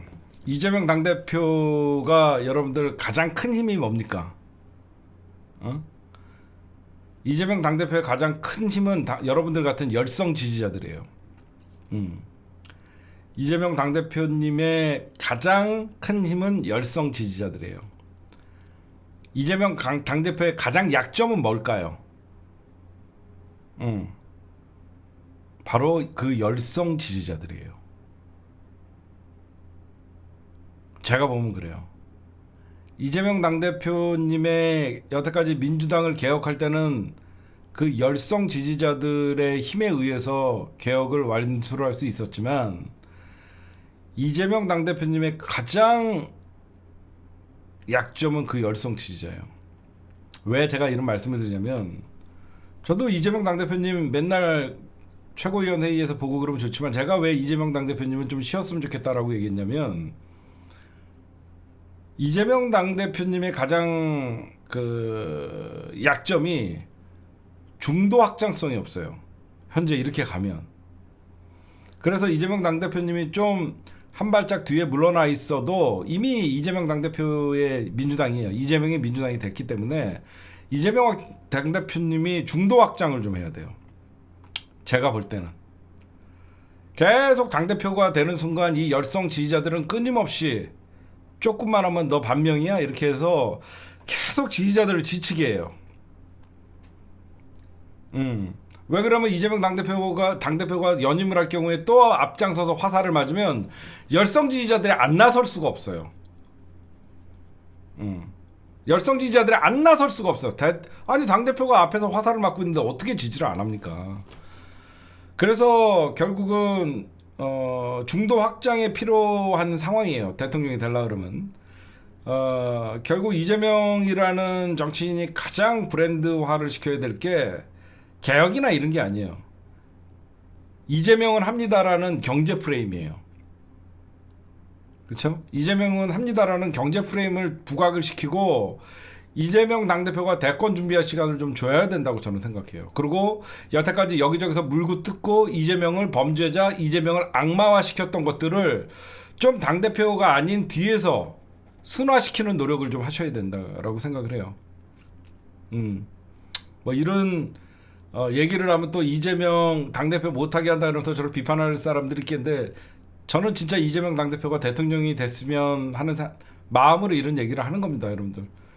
연임해도 상관은 없어요. 근데 이재명 당대표님이 너무 지난 대선 이후에 계속 맨 앞에서 싸우다 보니까 악마화돼 있고 화살을 너무 많고, 이재명 하면 걔네 친명, 독재 뭐 이런 얘기들이 아니라, 이제는 이재명 당대표가 한 발짝 물러서 있어도 어차피 이재명의 민주당이 돼 있기 때문에 이재명 당대표의 약점을 좀 보완하고, 국민들 중도 확장을 위해서는 경제적 정책을 한 말씀씩 하고, 저는 그런 시간이 좀 됐으면 좀 더 낫지 않을까.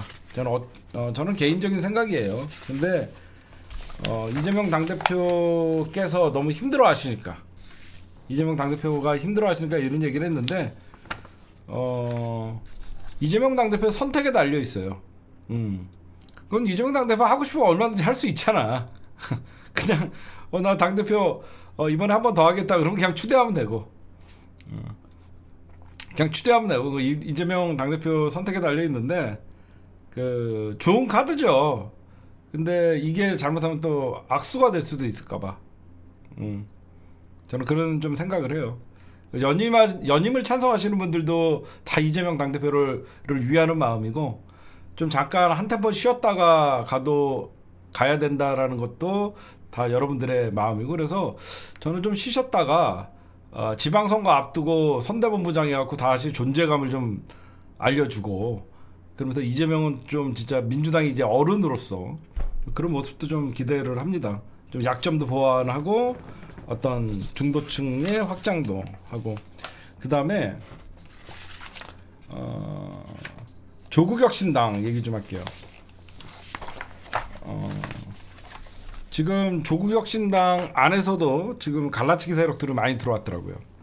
조국혁신당 안에 갈라치기 세력들이나 조국혁신당 지지하는 분들 결국은 다 민주당 지지자들이랬죠. 다 좋다 이거야. 근데 오버하지 마. 진짜 조국을 위한다 그러면 이재명과 조국의 관계 설정을 당신들이 하려고 하지 마. 분명히 얘기하지만 조국은 이재명을 넘을 수 없어요.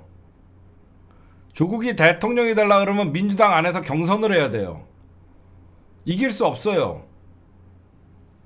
제발 오버드라 해갖고 조국 혁신당의 지지자들 이재명과 라이벌 구도를 만들지 마요. 제2의 조국을 제2의 이낙연을 만들면 안 돼요. 정신들 차려. 조국 위한다 그러면서 조국 혁신당 들어갔으면 진짜 조국을 위한다 그러면 이재명과의 라이벌 구도를 만들면 안 돼요. 자연스럽게 본인이 쇄빙선이 된다고 하잖아요. 응? 왜 큰 집을 적으로 돌려갖고 왜 큰 집의 지지자들을 화나게 하냐고요. 응? 자연스럽게 12석에 제3당의 역할을 할 수 있는 조국을 응원하시면 돼요. 조국혁신당과 민주당이 뭐가 다릅니까? 윤석열 정부 끌어내리는 거는 공동의 목표가 있잖아요.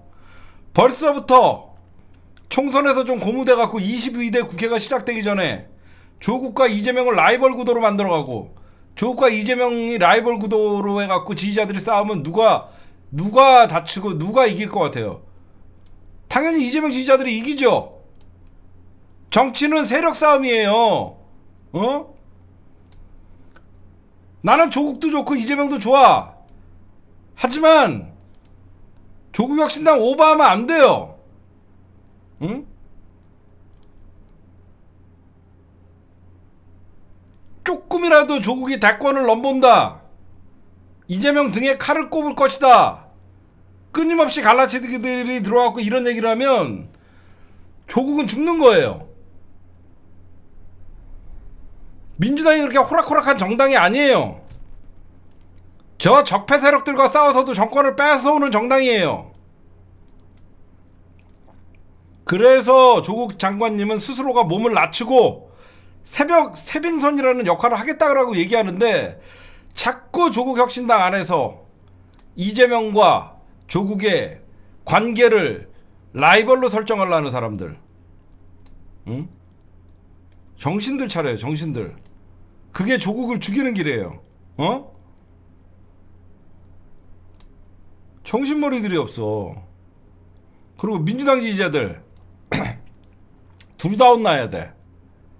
민주당 지지자들 중에 일부 조국이 무슨 이재명 등에 칼을 꼽는다고, 벌써부터 조국을 이재명 지지하는 건 좋지만 조국을 경계해갖고, 조국은 외연 확장에 이재명 당대표의 페이스메이커로 딱 좋은 사람이에요.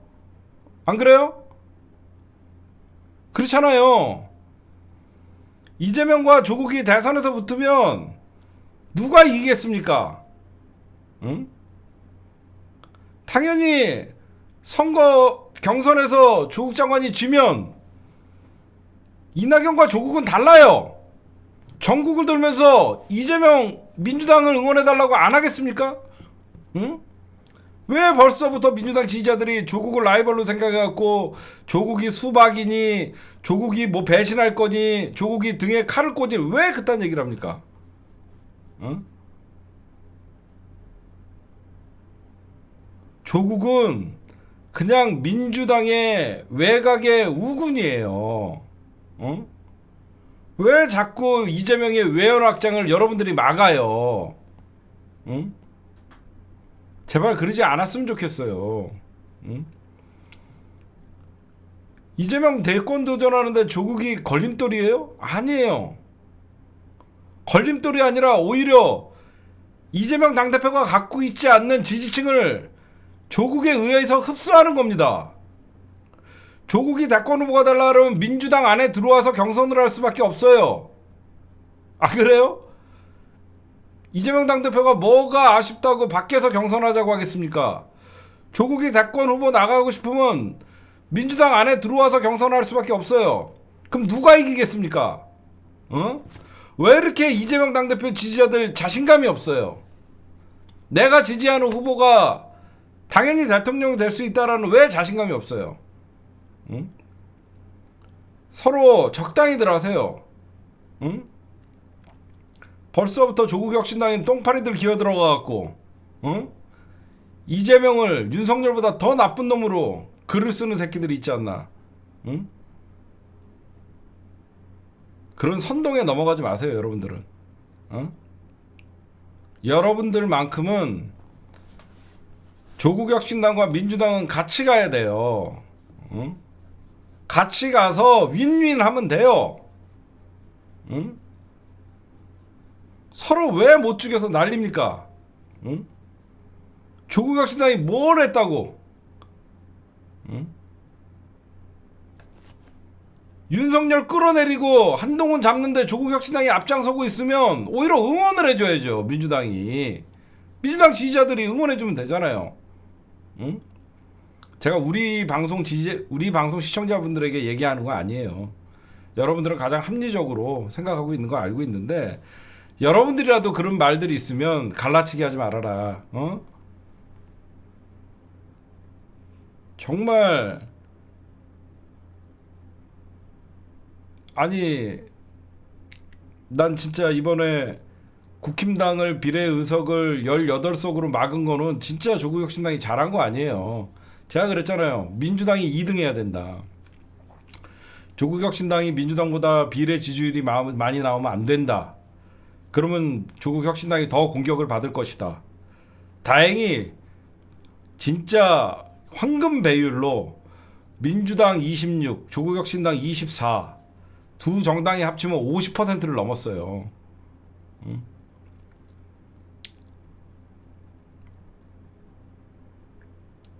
지금 여러분들이 보시면 조국혁신당에 무슨 수박들이 모인다, 친문들이 모인다. 절대 그러지 않아요. 조국 장관님 누가 뭐라 그래도 오로지 윤석열 잡으려고 정당 만든 거예요.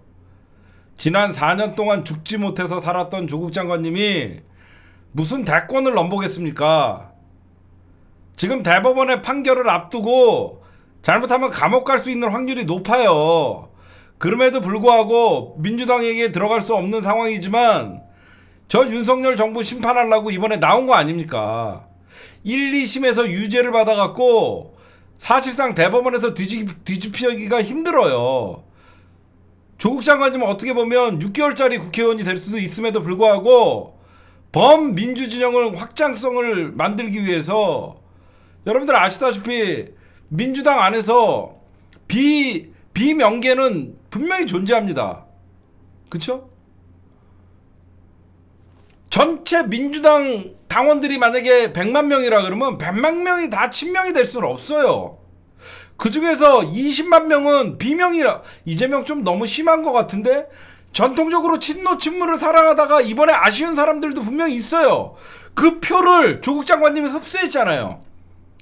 그 표를 국힘당이나 개혁신당에 갈 표를 아무리 친명에게 좀 서운한 마음이 있어도 민주진영에게 투표하라 그러면서 그래서 민주진영의 표가 흩어지지 않은 거예요.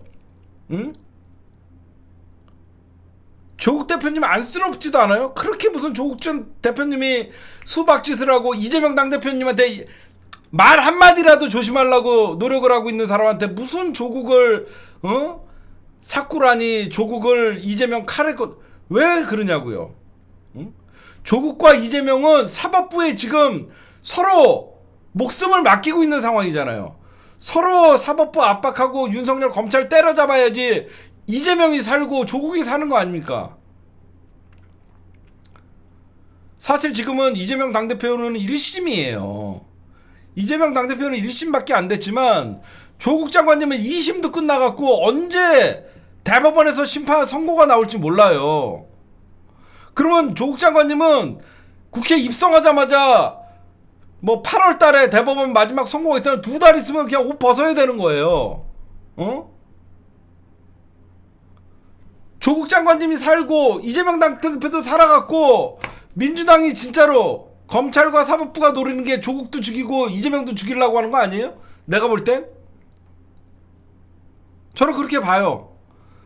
그래서 검찰이 기술적으로 기소해놓고 이재명 당대표 진짜 무슨 말도 안 되는 표창장이랑 뭐 지금 뭐 그 선거 그 개입했다 울산시장 선거 이런 거 갖고 민주당의 지금 대권 후보 여러분들 만약에 조국 장관님 날라가고 이재명 당대표 날라가면 여러분들 대안이 있어요 지금?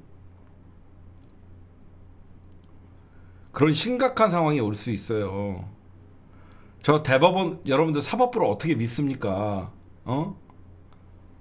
이재명 당대표 선거 피선거권 박탈하고 조국 피선거권 박탈하면 다음 대선에 나올 수 있는 민주당 후보가 누가 있냐고요? 어? 그러니까 지금 민주당 지지자분들과 조국혁신당 지지자들은 한 배를 타는 운명 공동체예요. 응? 운명 공동체면 그걸 막기 위해서라도 검찰 개혁하고 사법부 조져야죠. 어? 진짜 이재명 당대표님이랑 우리 조국 장관님은 진짜 한 배를 타고 지금 사법부의 새끼들이 맘만 먹으면 둘 다 피선거권 박탈해갖고 다음 대선에 나오지 못하게 하려고 하는 게 그걸 어떻게든지 검찰을 때려잡아갖고 응? 검찰 안에서 기소 똑바로 응? 다시 진실이 밝혀지게 하고 이번에 이화영 전 부지사의 이런 응? 조작 사건도 밝혀내고 그래서 그런 사건들 전부 무혐의 받게 하고 조국 장관님도 억울하게 그 무슨 수사 외압이니 선거 개입이니 둘 다 살아야 될 거 아닙니까? 응? 지금은 민주당 지지자냐 조국 혁신당 지지자 이렇게 싸울 게 아니잖아요. 다 같은 민주 진영이잖아요. 안 그래요, 여러분들? 다 같은 민주 진영 아니에요? 조국이 윤석열을 지지합니까? 아니잖아요. 지금은 단일 대우로 같이 싸워야죠. 오히려 저는 조국 혁신당이 나와서 너무 좋아요. 민주당이 앞에서 주저할 때 조국 혁신당이 치고 나가면 뒤에서 항공모함이 조국 혁신당의 쇄빙선이 동력이 딸리면 뒤에서 항공모함이 밀어주면 되잖아요. 민주당이 할 수 없는 게 있잖아요. 민주당은 수권 정당이 되기 위해서는 때로는 우클릭을 해야 되고 그렇잖아. 민주당은 맨날 좌클릭을 해갖고 선거 때 못 이겨요. 이제는 민주당도 대선 준비하려고 그러면 우클릭도 하고 그럴 때 진보당이나 다른 정당이 볼 때는 민주당 너무 우클릭하는 거 아니냐라고 비판도 받을 수 있어요.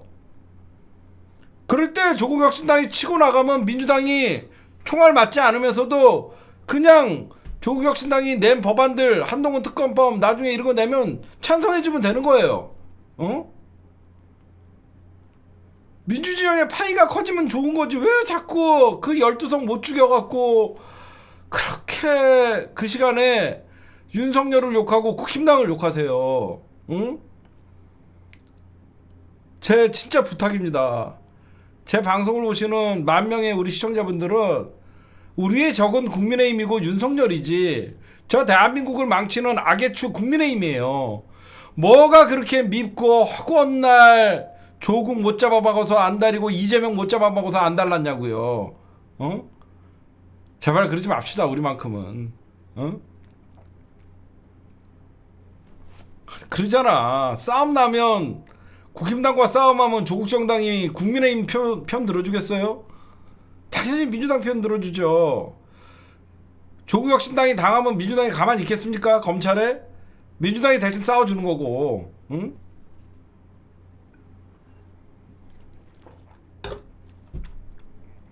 아유 진짜 주둥이르는 민주정의 이재명, 진짜 이재명을 앞에 내세우고 갈라치기는 지네가 하고 있습니다. 이재명을 방패 삼아 민주진영을 분열시키는 새끼들 제일 나쁜 새끼들이에요. 세상에서 지가 이재명 제일 위하는 척하면서 하는 짓거리는 지가 제일 이재명을 위기에 빠뜨린다는 걸 몰라요.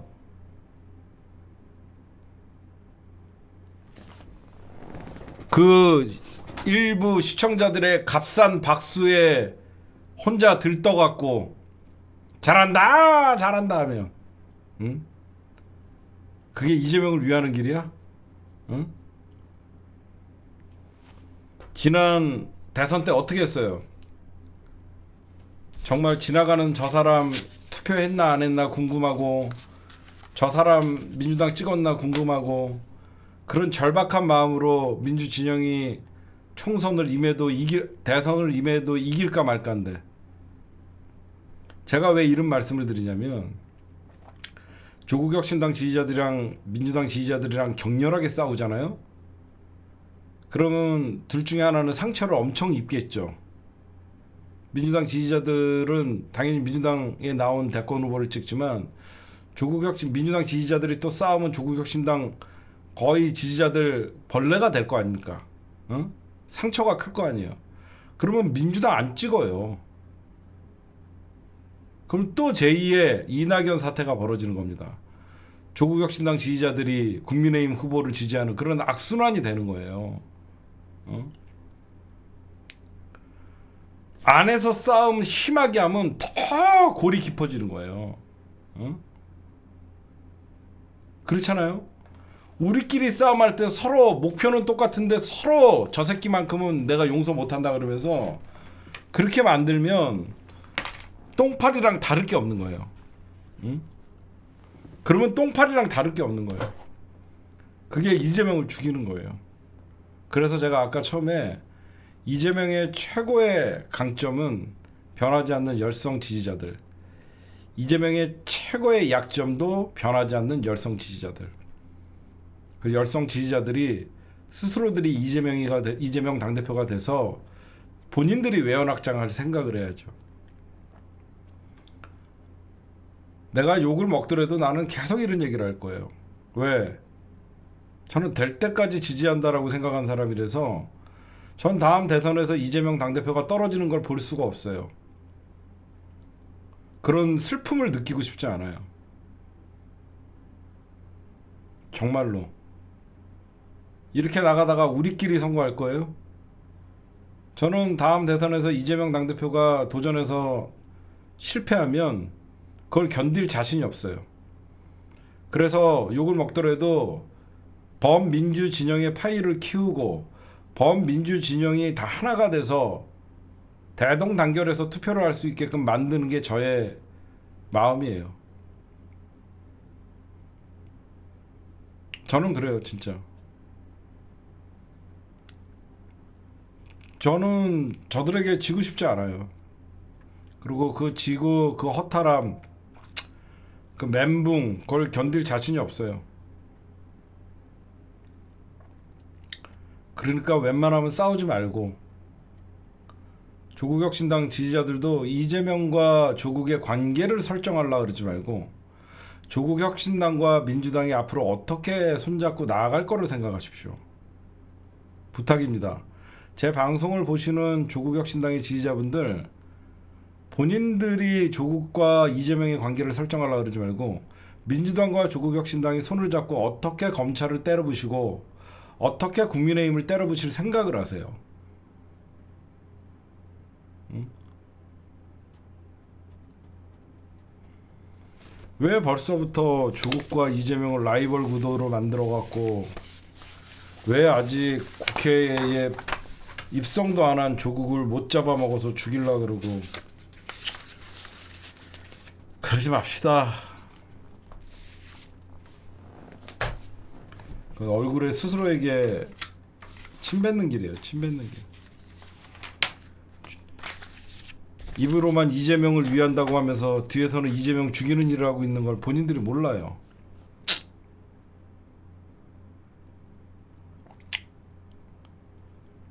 그게 아쉬워요 저는. 대선이 왜 여러분들 중도 확장이 필요한지는 알잖아요. 오죽하면 대선 때마다 국힘당이 좌클릭을 하겠습니까? 국힘당 대선 때 보면 거의 좌파예요, 좌파. 공약이나 뭐 한다라고 하는 거 보면. 그럼 민주당도 우클릭을 해야 된단 말이에요.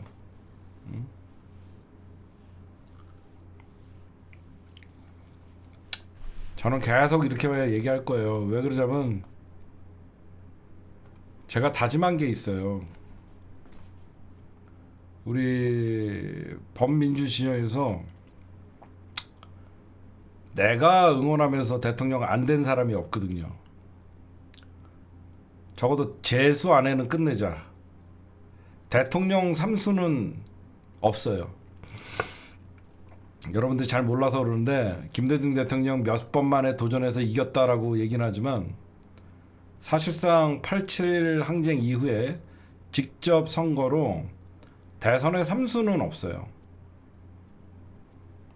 이회창이가 대표적으로 대선 3수 하다가 결국은 국힘당 안에서 주지 않아요. 이재명 당대표도 이번이 마지막이에요, 여러분들. 이재명 당대표 이번에 도전해갖고 떨어지면 다음에 대선 도전 못합니다. 그러면 어떤 분위기가 형성되냐면 이재명으로는 안 된다는 분위기가 형성돼요. 그래서 이번이 마지막이에요. 이재명 당대표도 대선 도전이 이번이 마지막이기 때문에 지지자들이 이제는 이재명 당대표를 그동안 열성적으로 지지했던 이유는 당에서 버릴까봐 그랬잖아요. 친문 세력들이 당을 장악하고 있기 때문에 언제든지 호시탐탐 이재명을 끌어내리려고 하는 거에 여러분들이 민감하고 예민하고 여러분들이 불안한 마음이 있었잖아요. 근데 이제는 여러분들 이재명 당대표를 그 누구도 민주당 안에서 손댈 사람은 없잖아요. 그렇죠? 그 누구도 이제는 민주당 안에서의 선거는 이재명 당대표가 어디를 보냐에 따라서 그 사람은 최고위원이 될 수도 있고 민주당 안에서 퇴출의 대상이 될 수도 있어요. 그만큼 이재명 당대표의 힘은 세졌어요. 응? 그럼 이제 민주당 안에서 이재명 당대표는 결국은 그 누구도 해내지 못한 친문을 친명으로 하는 주류의 교체를 이뤘단 말이에요. 그러면 여러분들이 민주당의 주류잖아요. 이제 과거에 변방의 장수의 지지자였던 여러분들이, 그렇죠? 변방의 장수의 지지자였던 여러분들이 이제 민주당 주류의 지지자들이에요. 응? 무슨 말씀인지 아시겠죠? 아직도 지지자들이 나는 변방의 장수의 지지자라는 마인드를 갖고 있다라는 거예요. 그러면 안 돼요. 여러분들 민주당 주류의 지지자들이에요. 그 주류가 외연 확장도 하고 다른 소수 정당들 품고 으쌰으쌰 하자고 여러분들이 응원을 해줘야 돼요. 여태까지 변방의 장수가 민주당 안에 주류가 되기까지 과정에서 얼마나 험난했습니까? 민주당 안에서 검찰에 잡아가라고 민주당의 배신, 그런 배신을 보고 여러분들도 정치적 테러를 당하고 물리적 테러를 당할 때 여러분들 얼마나 가슴이 쿵쾅했어요. 그런 망고 풍파를 여러분들이 다 겪으면서 지금의 주류의 지지자가 됐잖아요. 그러면 여러분들은 이제 민주당 안에 핵심 지지층이 됐잖아요. 그러면 우리가 이제는 이재명을 위해서라도 소수 정당들을 끼안고 조금 민주당에게 나쁜 얘기를 하거나 이재명에 대해서 오해하는 사람들을 동화시켜야지. 이찍이라고 폄훼하고 나쁜 새끼라고 욕하고 그럴 필요가 없다라는 거예요. 지지자들도 좀 마음을 넓게 가져야 돼요. 그동안 여태까지 얼마나 늘 불안하면서 살았습니까? 이재명 잘못될까봐. 이제 그런 불안감을 떨치고 여러분들은 이제 스스로들이 이재명은 대통령이라는 생각으로 대통령을 지지하는 지지자로서 여러분들이 품성을 보여주세요. 여러분들 때문에 이재명 찍기 싫다는 말이 나오면 안 됩니다. 제가 가장 걱정하는 게 그거예요. 이재명 지지자들 때문에 이재명 지지하기 싫다라는 말이 나오면 안 돼요. 근데 지금부터 너무 여러분들이 난리를 치다 보니까 이재명 지지자들 꼴보기 싫어서 이재명 찍기 싫다는 사람들의 말이 여기저기서 나오기 시작한단 말이에요. 그러지 맙시다. 우리는 이재명은 싫은데 지지자들이 좋아서 민주당 지지해야겠다라는 일은 좀 성숙하고 좀 남들을 품을 수 있는 지지자가 되자고요. 분명히 할 수 있어요. 이재명은 싫어도 지지자들이 너무 좋은 사람들이 많다. 역시 민주당이다. 그래서 찍는 민주당 지지자들을 만듭시다. 싸우지 말고 오늘 방송 녹화는 여기까지.